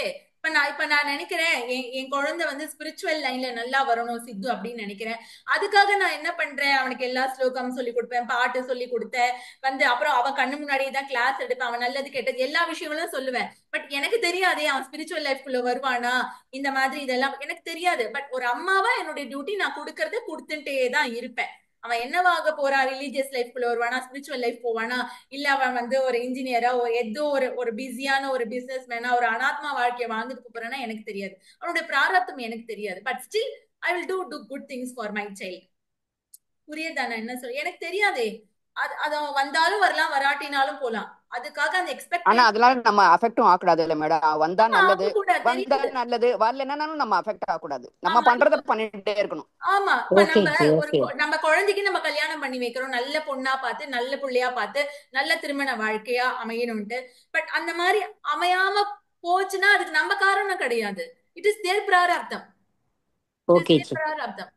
நீங்க புரிஞ்சுதா? அதுக்கு அவ என் குழந்தைக்கு லைஃப் இப்படி ஆயிடுத்து, திருமண வாழ்க்கை சரியாமலைன்னா நான் தான் நல்ல பொண்ணாவோ நல்ல பையனாவோ பார்த்து நான் இன்னும் நல்லா விசாரிச்சுக்கணும், நல்ல குடும்பமா பாத்துக்கணும்னா தட் இஸ் நாட். அந்த ஹர்ட்டை நீங்க ஏத்துக்காதீங்கன்ற, ஹர்ட் ஆகாதீங்க, அந்த பாரத்தை மனசுல சுமக்காதீங்க. எது நடந்தாலும் அதை நினைச்சு பாரத்தை ஏத்துக்க கூடாது. Instead you pray for your child, you pray for your spouse, நல்லது நடக்கணும் அப்படின்னு. நல்லதே நடக்கும். இந்த குழந்தை இந்த நேரத்துல இப்படி கஷ்டப்படுறது அப்படின்னா அதோட பிராராப்தம். அந்த கஷ்டத்தை அது வழி தெரியாம குழந்தை அதுக்கு குழந்தைக்கு சுவாமி எல்லா ஸ்ட்ரென்த்தும் கொடுக்கணும். இந்த நேரத்துல அந்த குழந்தை வழி மாறி போகாம தடுமாறி போகாம பகவானே நீ கூட இருந்து எப்பவுமே காப்பாத்து. ஹெல்ப் பண்ணலாம் மேடம். ஆமா பண்ணணும் கண்டிப்பா. அந்த மாதிரி கிரைசிஸ் டைம்ல குழந்தை அஃபெக்ட் ஆயிருக்குன்னா அப்போ வந்து நம்ம உனக்கு இப்படி ஆயிடுத்தே புலம்ப கூடாது, கூடாம இப்படி நடந்துருது, gain your strength, bounce back ஆகு, உனக்கு இனிமேல் நல்லதே நடக்கும், நான் பிரார்த்தனை பண்ணிக்கிறேன் அப்படின்னுட்டு மேம் நான் என் பொண்ணோட விஷயத்த நான் எடுத்துக்கிறேன் மேடம். நீங்க சொன்னது நான் அந்த கோரிலேட் பண்ணி பாக்குறேன். அதுதான். அப்ப அந்த குழந்தைக்கு நம்ம என்ன சொல்லணும், தப்பான வழியில நீ போக கூடாது, சரியான ஒரு வழியை பாதி அப்போ நம்ம சொல்லணும். அதையும் மீறி சில விஷயங்கள் நம்மள நடக்கும் போது nothing is in our control ji. சரி, நம்ம கண்ட்ரோல் எதுவுமே கிடையவே கிடையாது. நல்லா புரிஞ்சுக்கோங்க. we cannot control anybody, we cannot change anybody, but free will is in our hand. How to react to the situation, react to the people நம்ம கிட்ட இருக்கு. எல்லார்கிட்டயுமே பொறுமையா அன்பா சாத்வீகமா இருந்துட்டு போயிடலாமே. என்ன இப்ப குடிமூழ்கி போயிட போறது? ஒண்ணுமே இல்லையே. கோவப்படுறதுனால அந்த கோவம் அவாலையும் பாதிக்கிறது, நான் இம்பல்சிவா ரியாக்ட் பண்றதுனால அது என்னையும் பாதிக்கிறது. அது நீங்காத காயமா வெகு நாட்களுக்கு அது நீடிக்கிறது இல்லையா? அந்த அந்த பாரத்தை நான் சுமந்துட்டே இருந்து நான் என்ன பிரயோஜனம்? எனக்கு எனக்கு மைண்ட்ஃபுல் ஆஃப் பீஸ் இல்லைன்னா then why I'm living this life? ஒன்னும் பிரயோஜனமே இல்லையே. சொல்றது புரியுதா? don't take charge of anything that good happens or bad happens in anybody's life or even in your life. of course கிருஷ்ணர் சொல்றாரு, உன்னுடைய வாழ்க்கையில் நடக்கிற நல்லது கெட்டதுக்கு you should take charge of your life, but not in others' life. புரியுதா? But நம்மளுடைய வாழ்க்கையிலும் கர்மா takes its own place. அதன்படி நீ போ, நடந்து போ அப்படின்னு சொல்றாரு. பட் எல்லா இடத்துலயுமே என்ன இருக்கணும் அப்படின்னா டிசிப்ளின் அண்ட் ரெகுலேட்டட். மனசு அவ்வளவு கேர்ஃபுல்லா ஹேண்டில் பண்ணு, அதுதான் கிருஷ்ணன் சொல்றாரு. அதை விட்டுடாத, லூஸ்ல விட்டுடாத. ஏன்னா அந்த மனசுல தானே எல்லா பாரமும் வந்து ஏறுறது. நல்லதா இருந்தாலும் கெட்டதா இருந்தாலும் மத்தவாளா நம்ம கூட இருக்கிறவா இருந்தாலும் தெரிஞ்சவா தெரியாதா, இந்த உலகத்தினுடைய அத்தனை பாரமும் நம்ம மனசுல தானே இருக்கு. வச்சுக்காத, பாரமா வச்சுக்காத, ஹார்ட் அட்டாக் வந்துரும்ன்றாரு, வந்துருன்றாரு, சுகர் வந்துருன்றாரு. எதுக்கு உடம்ப மனசை கெடுத்துட்டு உடம்ப கெடுத்துட்டு நான் கெடுத்திருக்கிற இந்த பொண்ணான நேரத்தை, இந்த நிமிஷத்தை நீ என்ஜாய் பண்ண, நான் கொடுத்திருக்கேனே, அழகா கொடுத்திருக்கேனே, நான் என்ன குடுக்கல உனக்கு சொல்லு அப்படின்றாரு Krishnan. Enjoy every thing, don't worry, don't மாஷுச்ச. வரதராஜன் சுவாமி காஞ்சி வரதராஜர் கையில மாஷுச்ச அழகா எழுதி வச்சிருக்கா. டோன்ட் வரி, நான் தான் இருக்கேன். இந்த சம்சார சாகரம் அப்படின்றது உன்னுடைய முட்டி இந்த முழங்கால் அளவுதான். நான் உன்னை முழுக விட மாட்டேன், நான் காப்பாத்திடுவேன், உங்ககிட்ட நான் கூட்டிப்பேன், நான் உங்ககிட்டயே தானே இருக்கேன் அப்படின்னு சொல்றாரு சுவாமியே. டோன்ட் வரி சொல்லிட்டாருன்னா தென் why you worry, why we need to worry, no worries, வாய்ஃபுல்லா இருக்கு. சரியா? சரி, பூர்த்தி பண்ணிக்கிறேன். Okay ji, thank you. பூர்ணமத பூர்ணமிதம் பூர்ணாத் பூர்ணமுதச்யதே பூர்ணஸ்ய பூர்ணமாதாய பூர்ணமேவாவசிஷ்யதே. ஓம் சாந்தி சாந்தி சாந்தி. ஹரிஹி ஓம். ஸ்ரீ குருப்யோ நமஹ. ஹரிஹி ஓம். ஹரி ஓம். தத்சர்வம் கிருஷ்ணார்ப்பணமஸ்து. ராதே கிருஷ்ணா. நாளைக்கு ஞான பிரதிபந்த பரிகாரம். என்னெல்லாம் ஆப்ஸ்டிகல்ஸ் இருக்கு நிதித்தியாசனம் பண்ணும் போது, என்னென்ன டிஸ்டர்பன்ஸ், இடைஞ்சல்கள், இடையூறுகள், தியானம் பண்ண உட்காந்தா எவ்வளவு இடைஞ்சல்கள் வருது, அதெல்லாம் என்னன்னு பார்க்க போறோம். அதற்கான நிவர்த்தி, ரெமிடிஸ், பரிகாரங்கள் என்னன்னு பார்க்க போறோம். ரொம்ப இன்ட்ரெஸ்டிங்கா இருக்கும். எனர்ஜி ஏதாவது எலுமிச்சை பழம் வைக்கணுமா, ஏதாவது கோவில்ல போயிட்டு விளக்கு ஏத்தணுமா அப்படிலாம் அந்த மாதிரி எல்லாம் இருக்கு. Ma'am day by day classes ரொம்ப இன்ட்ரெஸ்டிங்கா இருக்கு. எனக்கு தான் கொஞ்சம் மிஸ் ஆன மாதிரி இருக்கு. அந்த 6th சாப்டர் முடிஞ்சோட பிளேலிஸ்ட் மட்டும் அனுப்புங்க மேம் கொஞ்சம். கண்டிப்பா. பட் இது ஒரு ஹவர்ஸ் கணக்கா போறது. But try to attend our live class, அப்பதான் புரியும். பட் இல்ல நானும் லைவ்ல அட்டெண்ட் பண்ணிட்டு என்ன எத்தனை டிஸ்டர்பன்ஸ் இருந்தா கூட எனக்கு விடுறதுக்கு மனசே வர மாட்டேங்குது. நிறைய டிஸ்டர்பன்ஸ் வருது. கண்டிப்பா அனுப்புறேன் ஜி. மேம் இன்னைக்கு என்ன மேம் லைவ் போடல, ரெக்கார்ட் போல சம் ப்ராப்ளம், அதனால நான் ரெக்கார்ட் கம்ப்யூட்டர்ல ரெக்கார்ட் பண்ணிருக்கேன் ஜி, அதை போஸ்ட் பண்றேன். ஓ, இன்னைக்கு லைவ் போலயா மேம் நீங்க? ஆமா, எனக்கு போகல. ரெக்கார்டட் கிராஸ்னு வருது எனக்கு. என்னமோ மெசேஜ் வந்தது எனக்கு. ஸ்டாப் ரெக்கார்டிங் இல்ல ரெக்கார்டட் கிராஸ் என்னமோ வந்தது எனக்கு. என்னமோ ஃபர்ஸ்ட் இந்த ஆரம்பத்திலேயே